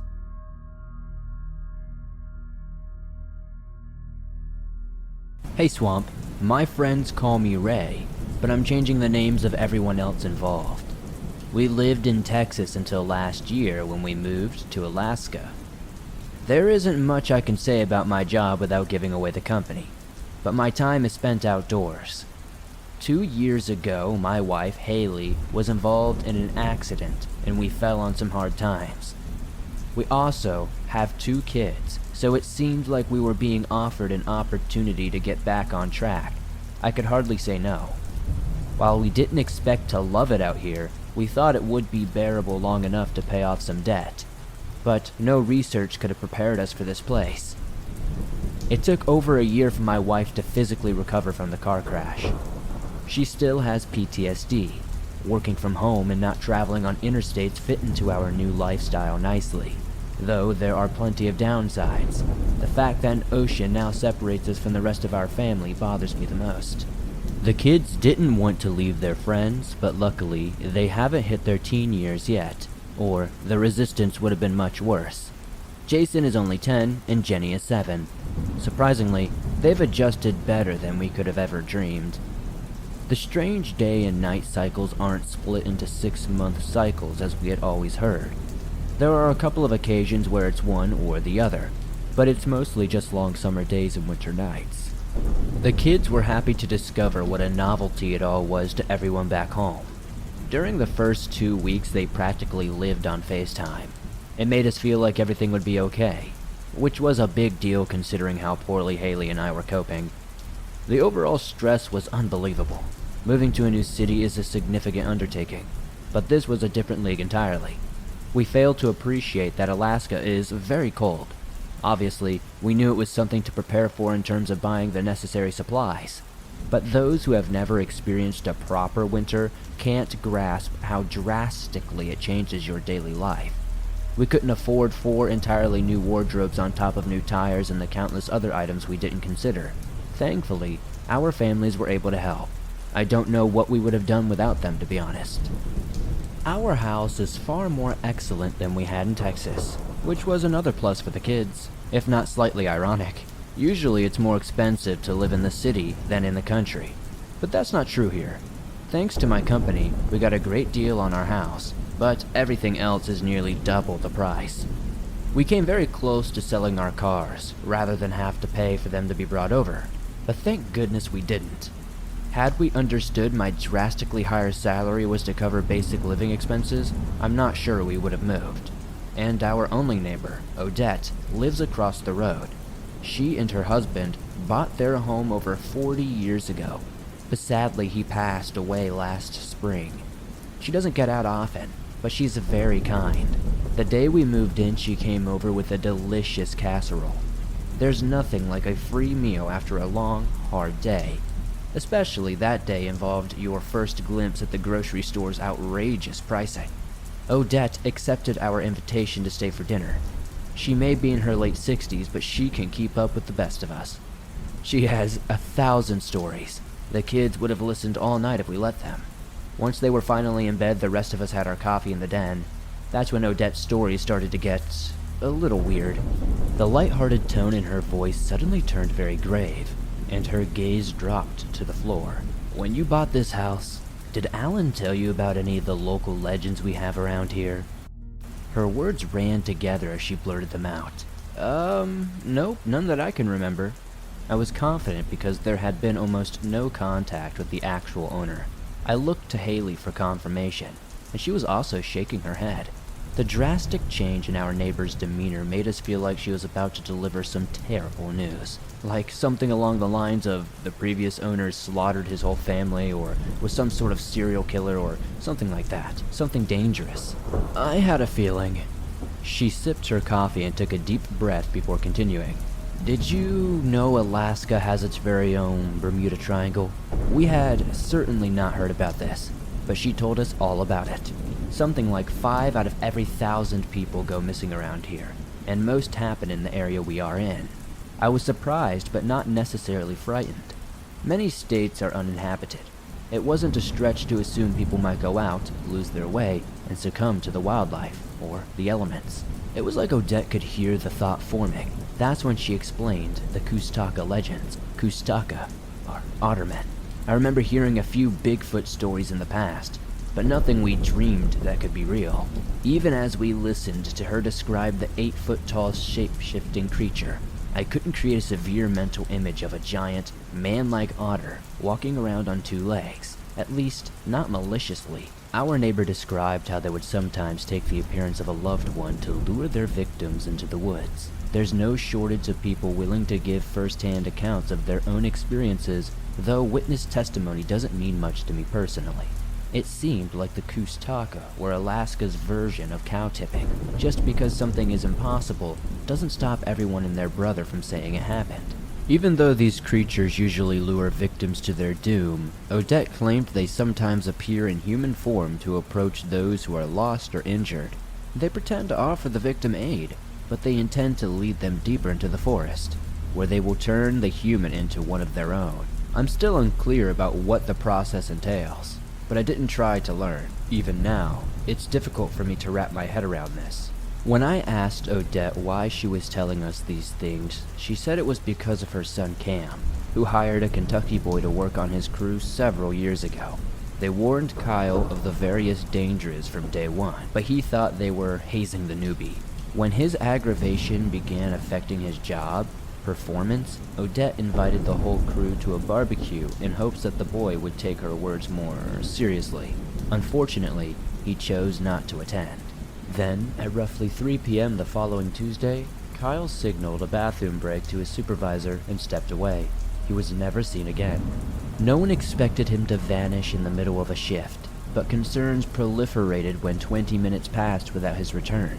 Initially, they hoped he was only trying to scare them for revenge. Cam and 3 others searched for him while the rest continued working. Formal searches were conducted over the following weeks, but there was no trace. There's nothing Odette could have done, but she feels deep remorse for his loss. Our hearts ached for the poor woman. Haley and I found ourselves believing in the Kustaka to ease her mind, but we began discussing it after she left. As someone who wasn't raised with Otterman lore, it was tough to take seriously. So what did we do? We turned to YouTube and discovered Alaska is known for many creepy cryptids, and Kustaka stories are among them. The History Channel has a great show called Missing in Alaska, and episode 10 has what we were looking for. It told of a writer who came down to research the legend for a book, but he vanished too. That's insane. I won't go through the whole video, but while it was enjoyable, it didn't convince us ottermen existed. We believed that the locals truly believed in them, which was good enough, We decided to humor the legend as a show of respect. Honestly, it encouraged safer practices in the wilderness, which can only be a good thing. Overall, our strategy worked well, though I was admittedly nervous starting the new job when I learned some of our work would take us through the triangle. My coworkers' stories didn't help either, but things got more accessible after the first month passed without incident. The days began to bleed together as life moved on in a beautifully mundane blur. And eventually, I forgot about the legends completely, until late February. The job should have been simple. Find the spot on the land, dig, and get home before something gets frostbite. It was the same routine like any other day except for Jason's birthday. He was disappointed I had to work and didn't want to open his presents without me. We FaceTimed long enough for him to rip open some paper, but the signal dropped. Luckily, Haley had the foresight to give him the iPad first, and I felt less guilty about his decision to wait for the rest. I worked like a machine. I didn't even stop for lunch. My mind was focused on getting the job done and making it home. That evening, in the gray light of dusk, we packed up and made the short hike back to our trucks. It had been a long day, and no one lingered around to chat, and I didn't blame them. I was 5 to 10 minutes down the road when I realized my phone was still at the site. When talking to Jason, I had propped it up on a tree and forgot to grab it when my hands were free again. If it had been anything else, I would have left it for the next day, but not my phone. No thoughts of danger entered my mind, but why would it? I was returning to a place I knew well, and it would only take a moment to walk in, get my phone, and get back on the road. I drove as close to the site as safely as possible and found myself running the rest of the way. I still don't understand why I felt so rushed. There was no doubt Jason had been thoroughly engrossed in his new tablet all day. His other presents weren't going anywhere. Yet I was running through the wilderness like a fool. It was almost completely dark when I reached for my phone. I hadn't thought to grab a light, so I'm not sure what I would have done if it had gotten dark first. As I stood trying to turn on the phone's flashlight, I heard what sounded like a fox crying out. A friend had recently found one trapped in an old hunter's snare, and I wouldn't say that I liked the thought of leaving it if the same thing happened again. I rushed off with my light pointed at the ground ahead. I was nervous about leaving the trail, but the cry sounded very close. I continued straight for a few yards, maybe 20 or so, without seeing any sign of the fox. No matter how far I walked, it seemed like it would be past the next shrub. I must have walked 50 to 60 yards when the noise was immediately cut off, like someone pressed stop on a tape recorder, and it suddenly began to snow heavily. The weather here is unpredictable, but that instance was strange, even by Alaskan standards. The howling wind was the only sound in the forest, and I had to move quickly. It doesn't take long for flurries to become full-on snowstorms here, and I didn't want to think about what would happen. As the snowfall increased, I turned back the way I came and the light began reflecting into my eyes. The temperature dropped rapidly, and my truck was the only shelter for miles. I opened the phone's compass to ensure I maintained a straight line, but no matter which direction I pointed, it wouldn't spin. Hoping to use the GPS, I hunched down against a tree and turned off the light while trying to open Google Maps, but there was no signal, not even to send a text. To make matters even worse, I only had 48% battery remaining, and solid white snow walls were now surrounding me. It's a miracle I didn't lay down to die on that spot. If I weren't a father, things would have gone differently. I don't know. Forcing myself to leave the tree's illusion of safety was extremely difficult. I was practically crawling when I continued from my desperate search for the path.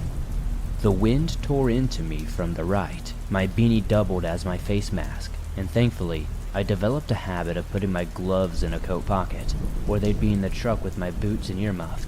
The body loses the most heat through its ears and feet. The added layer of my coat's thick hood helped protect my head, but I feared the worst for my numb toes. No expense is spared regarding the boots we wear out here. They are knee-high, insulated, and clunky. Perfect for the job, but awful for the roads. Like most of the guys, I changed into something lighter at the end of the day, and that's why I was wearing a pair of regular Red Wings. Even though my feet were too cold to feel, I knew each step forward was filling my boots with more snow as their rims dipped beneath the surface. If nothing else, the sheer weight increase was enough to be sure.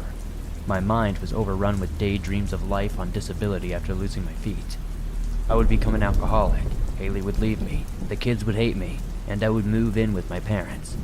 It was as clear as the air was white as I realized my hands were also going numb from clawing myself forward against the worst gusts of wind. I would have cried, but I'm sure my tear ducts were frozen shut.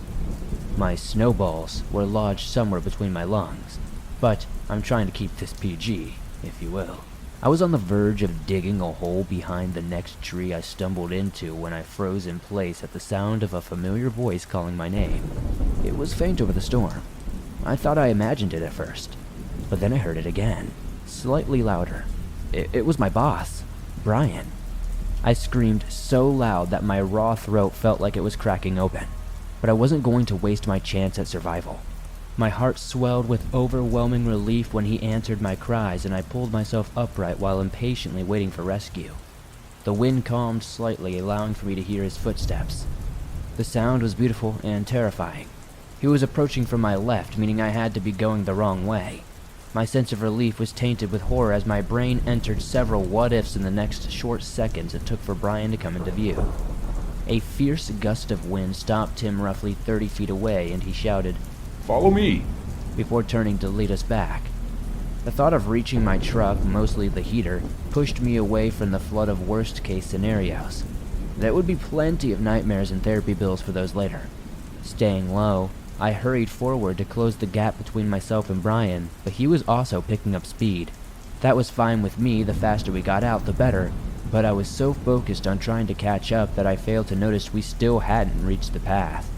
Even worse, I was moving at a dangerous speed with only a dim light pointed ahead of my feet. Any misstep could have easily twisted or broken my ankle.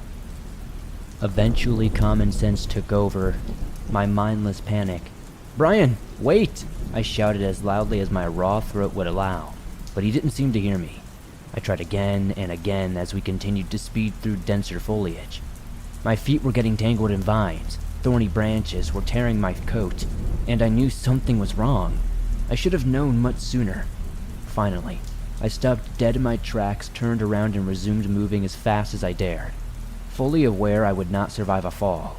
My encounter with the figure I called Brian played through my mind in a split-screen fashion alongside Odette's warnings of Kustaka, taking on the appearance of friends to lure victims more plunging into the forest. The only thing capable of pulling me from those thoughts was the horrifying sound of Brian's voice calling out, "What are you doing? That's the wrong way."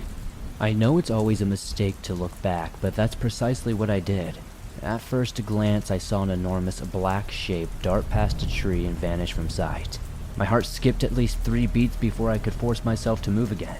The shape I saw was a minimum of 8 feet high, and there was a dark undertone in the voice that yelled, "Come back. We're trying to help you." It sounded so close when it spoke that I stumbled and couldn't help casting a glance to my right. I didn't think it was possible to feel even more frightened than I was, but the image of a giant, hairy, disfigured face seared into my mind as I struggled to regain footing. It was poking its enormous head from behind a tree.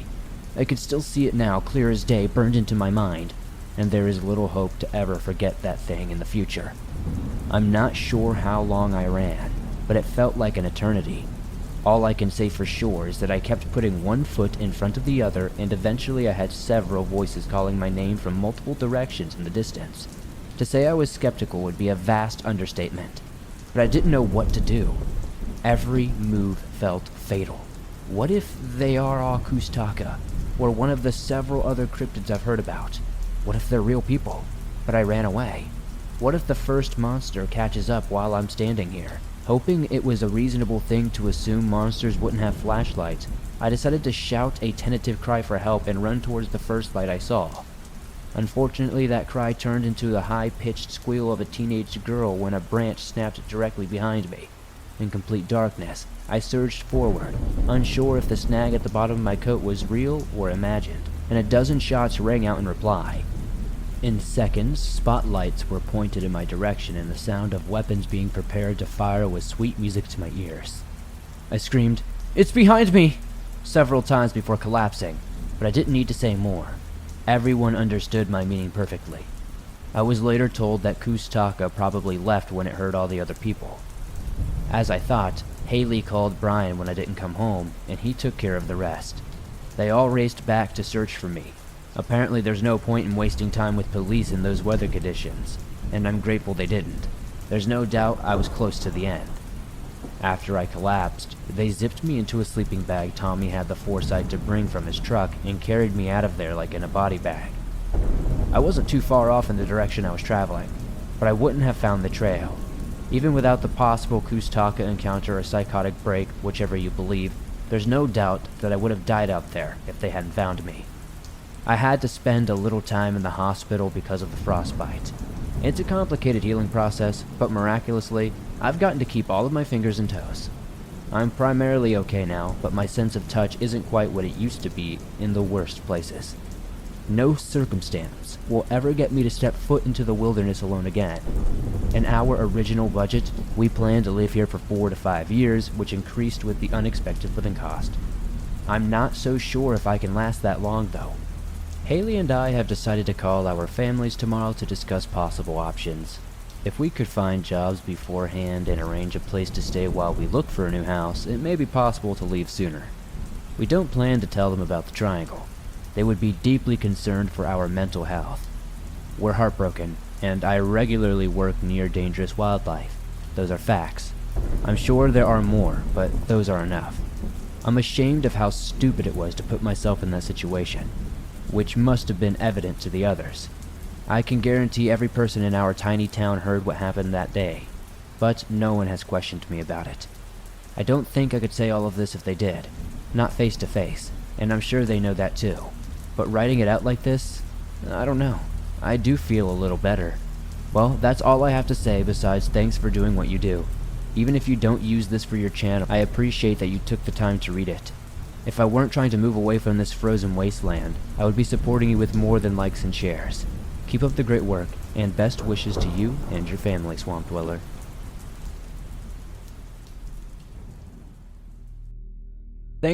In 1977, 2 Yale University students, Terry Jentz and Avra Goldman, planned to spend their summer cycling across the United States. But their trip came to a premature and traumatic end when they were attacked by an unknown axe or hatchet man while camping at Klein Falls State Park. The police failed to make an arrest, so years later, Terry decided to investigate for herself. So, what happened, you may ask, and did Terry find her attacker? Stay with me in the swamp and let's find out. Welcome back to the swamp, my friends, and welcome if you're new. Today I'm going to be sharing the sad and absolute tragic story of the Klein Falls axe attack. Now, this is definitely a little bit different from my typical video that I'd be covering when it comes to wilderness crime, but this story, when I found it, was definitely one that I thought you guys had to hear. So sit back, relax, and get ready for one hell of a story. The Trans-America Trail leads from the east coast of the United States to the west, although some people like Terry Jentz and Avra Goldman opt to travel west to east. The length of the trail varies depending on your route, but most sources claim it's somewhere around 4,200 miles, with adventurers completing an average of 200 miles per day. Less experienced hikers might be traveling around 60 to 80 miles each day. Originally, the trail started in eastern Tennessee, but over time, it became more common to ride from Yorktown in Virginia to Astoria in Oregon, or vice versa. Those undertaking the trail can experience breathtaking United States landmarks including Yellowstone National Park, the Cascade Mountains, the deserts of Utah, the Rocky Mountains, and Sawtooth National Forest, to name a few. The trail is mostly off-road, offering riders clean air and scenic views, but it's not ideal for beginners. Depending on weather and location, adventurers might come up against snow, rocky terrain, mud, and challenging desert landscapes. However, in 1976, 4,000 riders of varying ability attempted the trail to celebrate America's 200th birthday. Following the Declaration of Independence in 1776, a group of experienced cyclists started planning the route in 1973. The idea came to them while traveling from Alaska to Argentina, but the 1976 event, dubbed Bike Centennial, was attended by many inexperienced riders using budget-friendly equipment.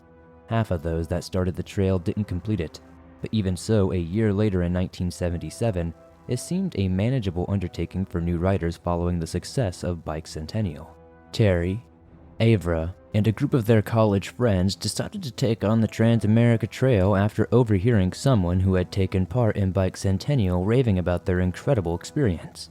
However, one by one, the friends dropped out or changed their minds for various reasons until only Terry and Avra were left.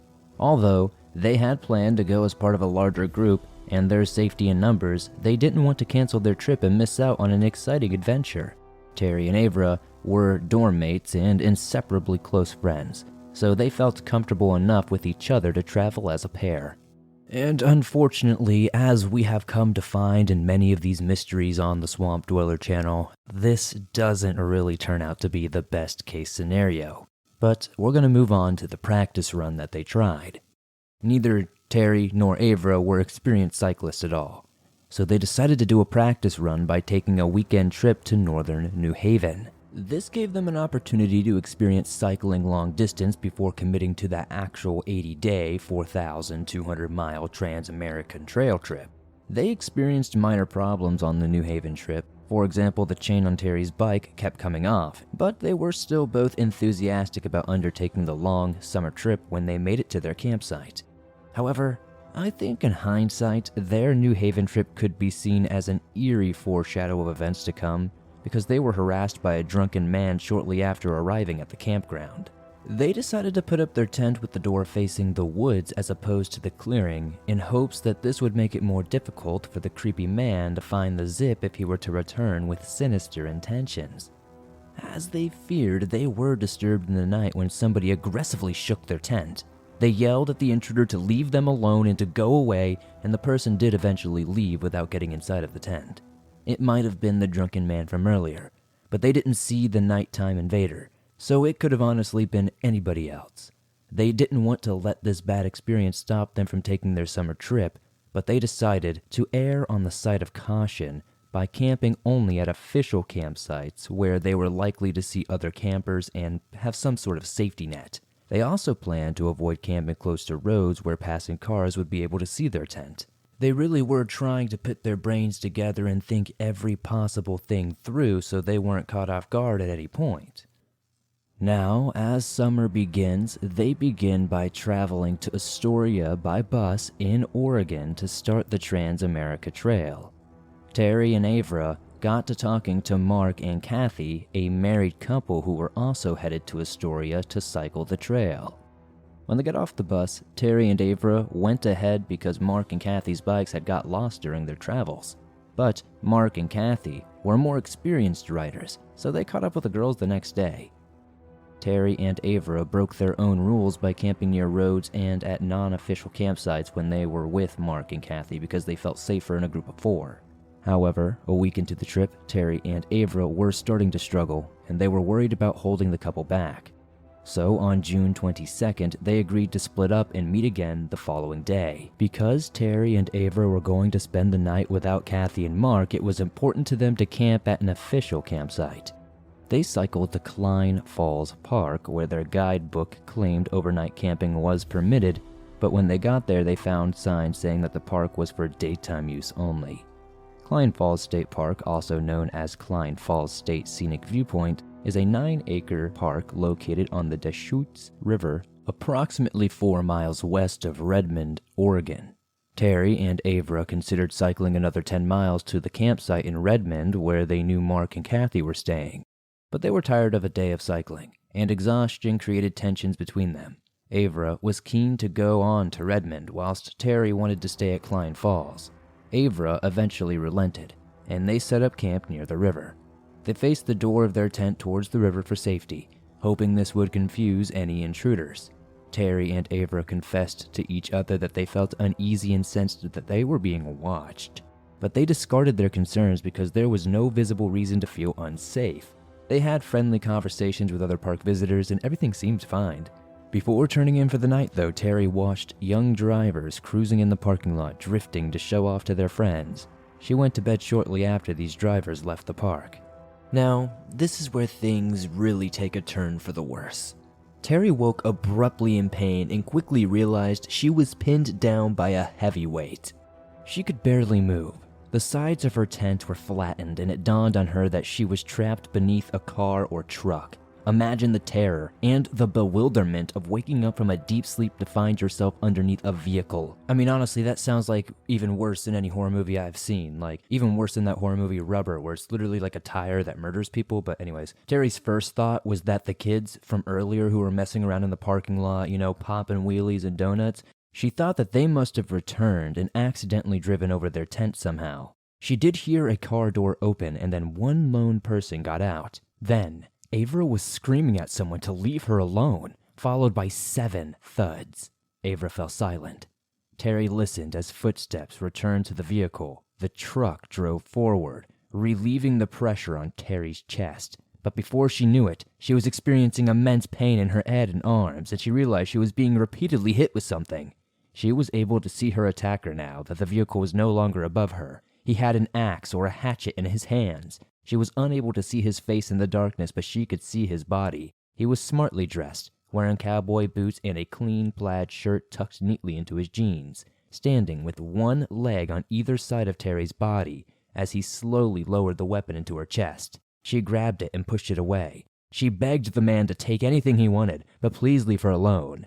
He slowly retracted his weapon, returned to his vehicle, and drove away. Terry heard Avra moaning and found her friend by the river. Avra had suffered horrific head trauma. The injury was so severe that part of her brain was visible. Terry knew she had to get help. She put in her contact lenses with bloody hands, which caused her to see the world through her own red fingerprints. There was nobody nearby because the park was day use only, as we mentioned before. She went to her bike intending to ride to the next town, but she struggled to unlock her bike from the picnic table. She had chained it there earlier for obvious security purposes, and because of her injuries, she had wounds from the hatchet all over her, plus several broken bones from the car running her over earlier. Her upper body, remember, had been completely crushed by this vehicle. Miraculously, though, Terry saw a truck approaching in the distance. She worried it might be the attacker returning, but Avra needed urgent medical attention, so she knew she had to take the chance. She waved for help, and the truck pulled over, and she was relieved to find 2 teenagers inside. The teenagers, Bill Penhollow and Boo Isaac, sometimes also referred to as Darlene Gervais, happened to be driving through the park. They were shocked by the extent of Terry's injuries. They described her as being drenched in blood from head to toe to the point it was dripping from the ends of her hair. They loaded the 2 women and their belongings into the truck. While they were doing this, a vehicle with glaring headlights stopped nearby. Bill recalled it as a truck, whilst Boo was adamant about it being a car. They were terrified the attacker had returned, but whoever it was, they drove away. It is possible the attacker came back, but left after seeing Terry and Avra had found help. But I guess we'll never truly know at this point. Bill and Boo took Terry and Avra to the St. Charles Medical Center in Bend, Oregon. Terry had broken ribs and a broken arm and multiple gashes from the axe or hatchet that needed stitches. She also needed a blood transfusion and surgeries to her shoulder, nose, and forearm. Avra had a skull fracture and was rushed into theater. She survived but was left partially blind. Avra has no memory of the attack. Terry, on the other hand, was able to remember the incident in disturbing detail. She described her attacker to the police as a young man around her age. Although she didn't see the vehicle, she thought it was a truck from the engine noise and because the driver sounded like he was stepping down from a height greater than a car. She said her attacker was probably 5'10 or 5'11, but not fit or muscular. Unfortunately, even after hypnotherapy, she was unable to recall the man's face. Unfortunately, as we've come to find in a lot of wilderness crimes on this channel, the police didn't really find much evidence at the scene aside from tire tracks. Both rear tires and one front tire appeared to be bald or partly bald, whilst the other front tire had a distinctive tread. Several witnesses reported seeing a man loitering in the park. He was wearing a plaid shirt and driving a red truck with Washington plates. The person was never identified.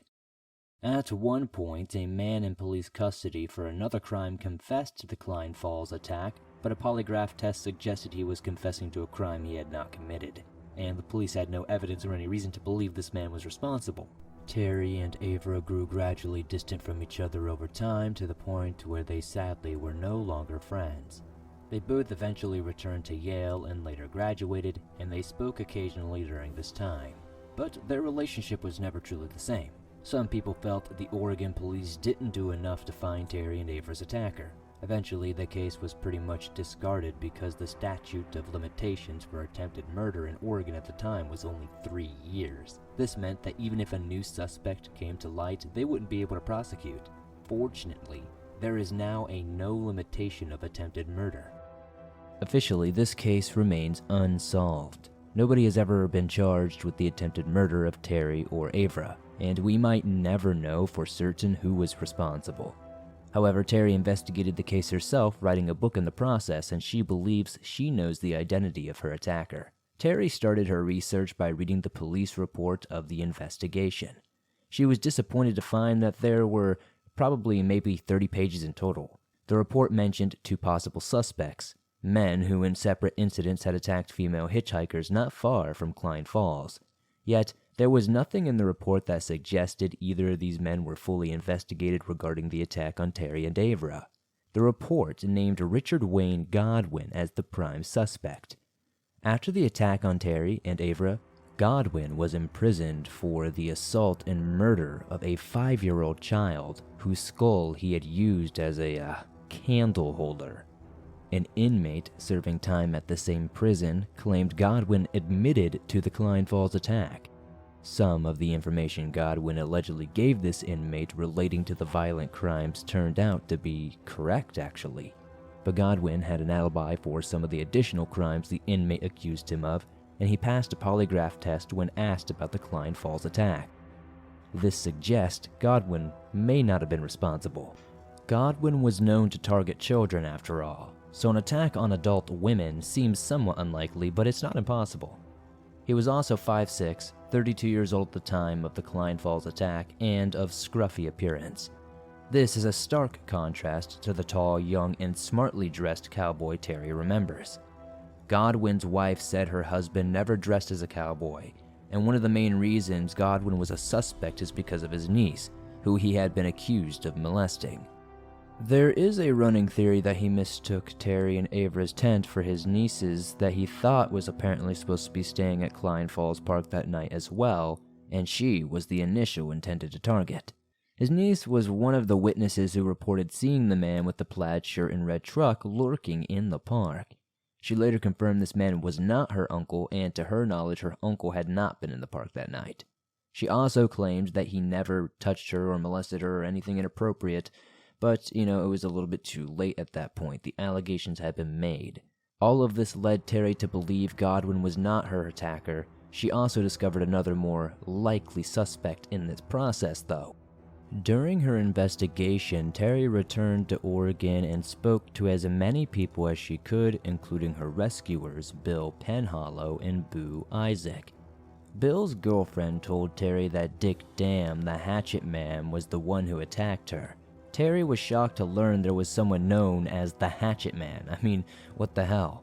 And apparently locals believed he was responsible for the attack on her and Avra for all of these years, but she had never heard a word of this. They described Dam as Terry remembered, a cowboy who would have been 17 in 1977. Terry spoke to Dana, another witness who recalled seeing the man in the plaid shirt. She said he watched her and a friend as they swam in the park. Dana's father was a teacher. He taught Dick Dam, described him as a psycho. Dana's father also said everybody in town knew Dam attacked Terry and Avra, but nobody could actually prove it. This was understandably very confusing for Terry, as again she had never heard any of this before in all of the years since this attack. If the townsfolk knew Dam was responsible, why wasn't he an official suspect? And why was there nobody mentioning him at all in any of these police reports? As Terry continued her investigation, she learned of 2 rumors. One was that an axe belonging to Dam was found in the Deschutes River after the attack, the initials DD carved into the weapon. Dam was known to mark his weapons in this way. Another rumor said Dam was flaunting the axe around town, bragging about the attack. It's likely neither of these rumors are actually true, but the possibility that Dam was Terry's attacker is very real. Terry spoke to a woman named Janie, who was Dam's girlfriend at the time of the attack. She described him as a heavy drinker and violent, an abusive partner. The day after the Klein Falls attack, he beat her and almost drowned her in a pond after she threw out a bottle of his vodka. Janie told Terry she noticed his toolbox was missing. She also said she visited the scene of the attack because she suspected her boyfriend was responsible. Janie was adamant that the tire tracks at the scene matched those of Dam's truck. She apparently did report this to police, but she felt she wasn't taken very seriously. In 1995, a detective said tires weren't a match, but this opinion was based on a hand-drawn tire track from police notes that were little more than squiggles. There were rumors Dam switched the positions of his balding tires to avoid suspicions or got new ones altogether. Some people described Dam's truck as black, others said it was blue. Janie said it was 2 shades of blue and had like a silver trim. This led Terry to believe the lurker with the red truck wasn't the attacker and just happened to be creeping in the park that day. Terry also spoke to Dam's ex-wife Ruby, as well as Kelly, another of his ex-girlfriends. Both confirmed he was abusive. He would lock Ruby out in the cold and in confined spaces. He regularly made her dig her own grave in the backyard. He even killed Kelly's pets. He told her he was innocent of the Klein Falls attacks, and as a victim of cruel rumors herself, she believed him. But after learning of his true nature, she believes he is in fact very guilty. Now, over the years, Dam did 2 polygraph tests to clear his name. However, the first test was inconclusive because he was under the influence of alcohol and muscle relaxants. The first results of the second test suggested he was lying when he claimed he wasn't the attacker. The administrator recalled Dam talking like a guilty man, although he never confessed. Detectives wanted to do a third test to be sure the results weren't affected by drugs or alcohol again, but Dam threatened the police following the request for a third polygraph, and he was not home when an officer went to collect him for the test. With the statute of limitations for the crime having run out, the authorities weren't really heavily pursuing Dam as a suspect at the time. In 1996, Dam was arrested for kidnapping his 18-year-old male hunting partner. He was found not guilty of kidnap, but guilty of coercion and unlawful use of a weapon. For spectators, including Terry, it was a relief to see him finally imprisoned after his previous 19 arrest had resulted in minor or no consequences. He seemed good at wriggling out of trouble.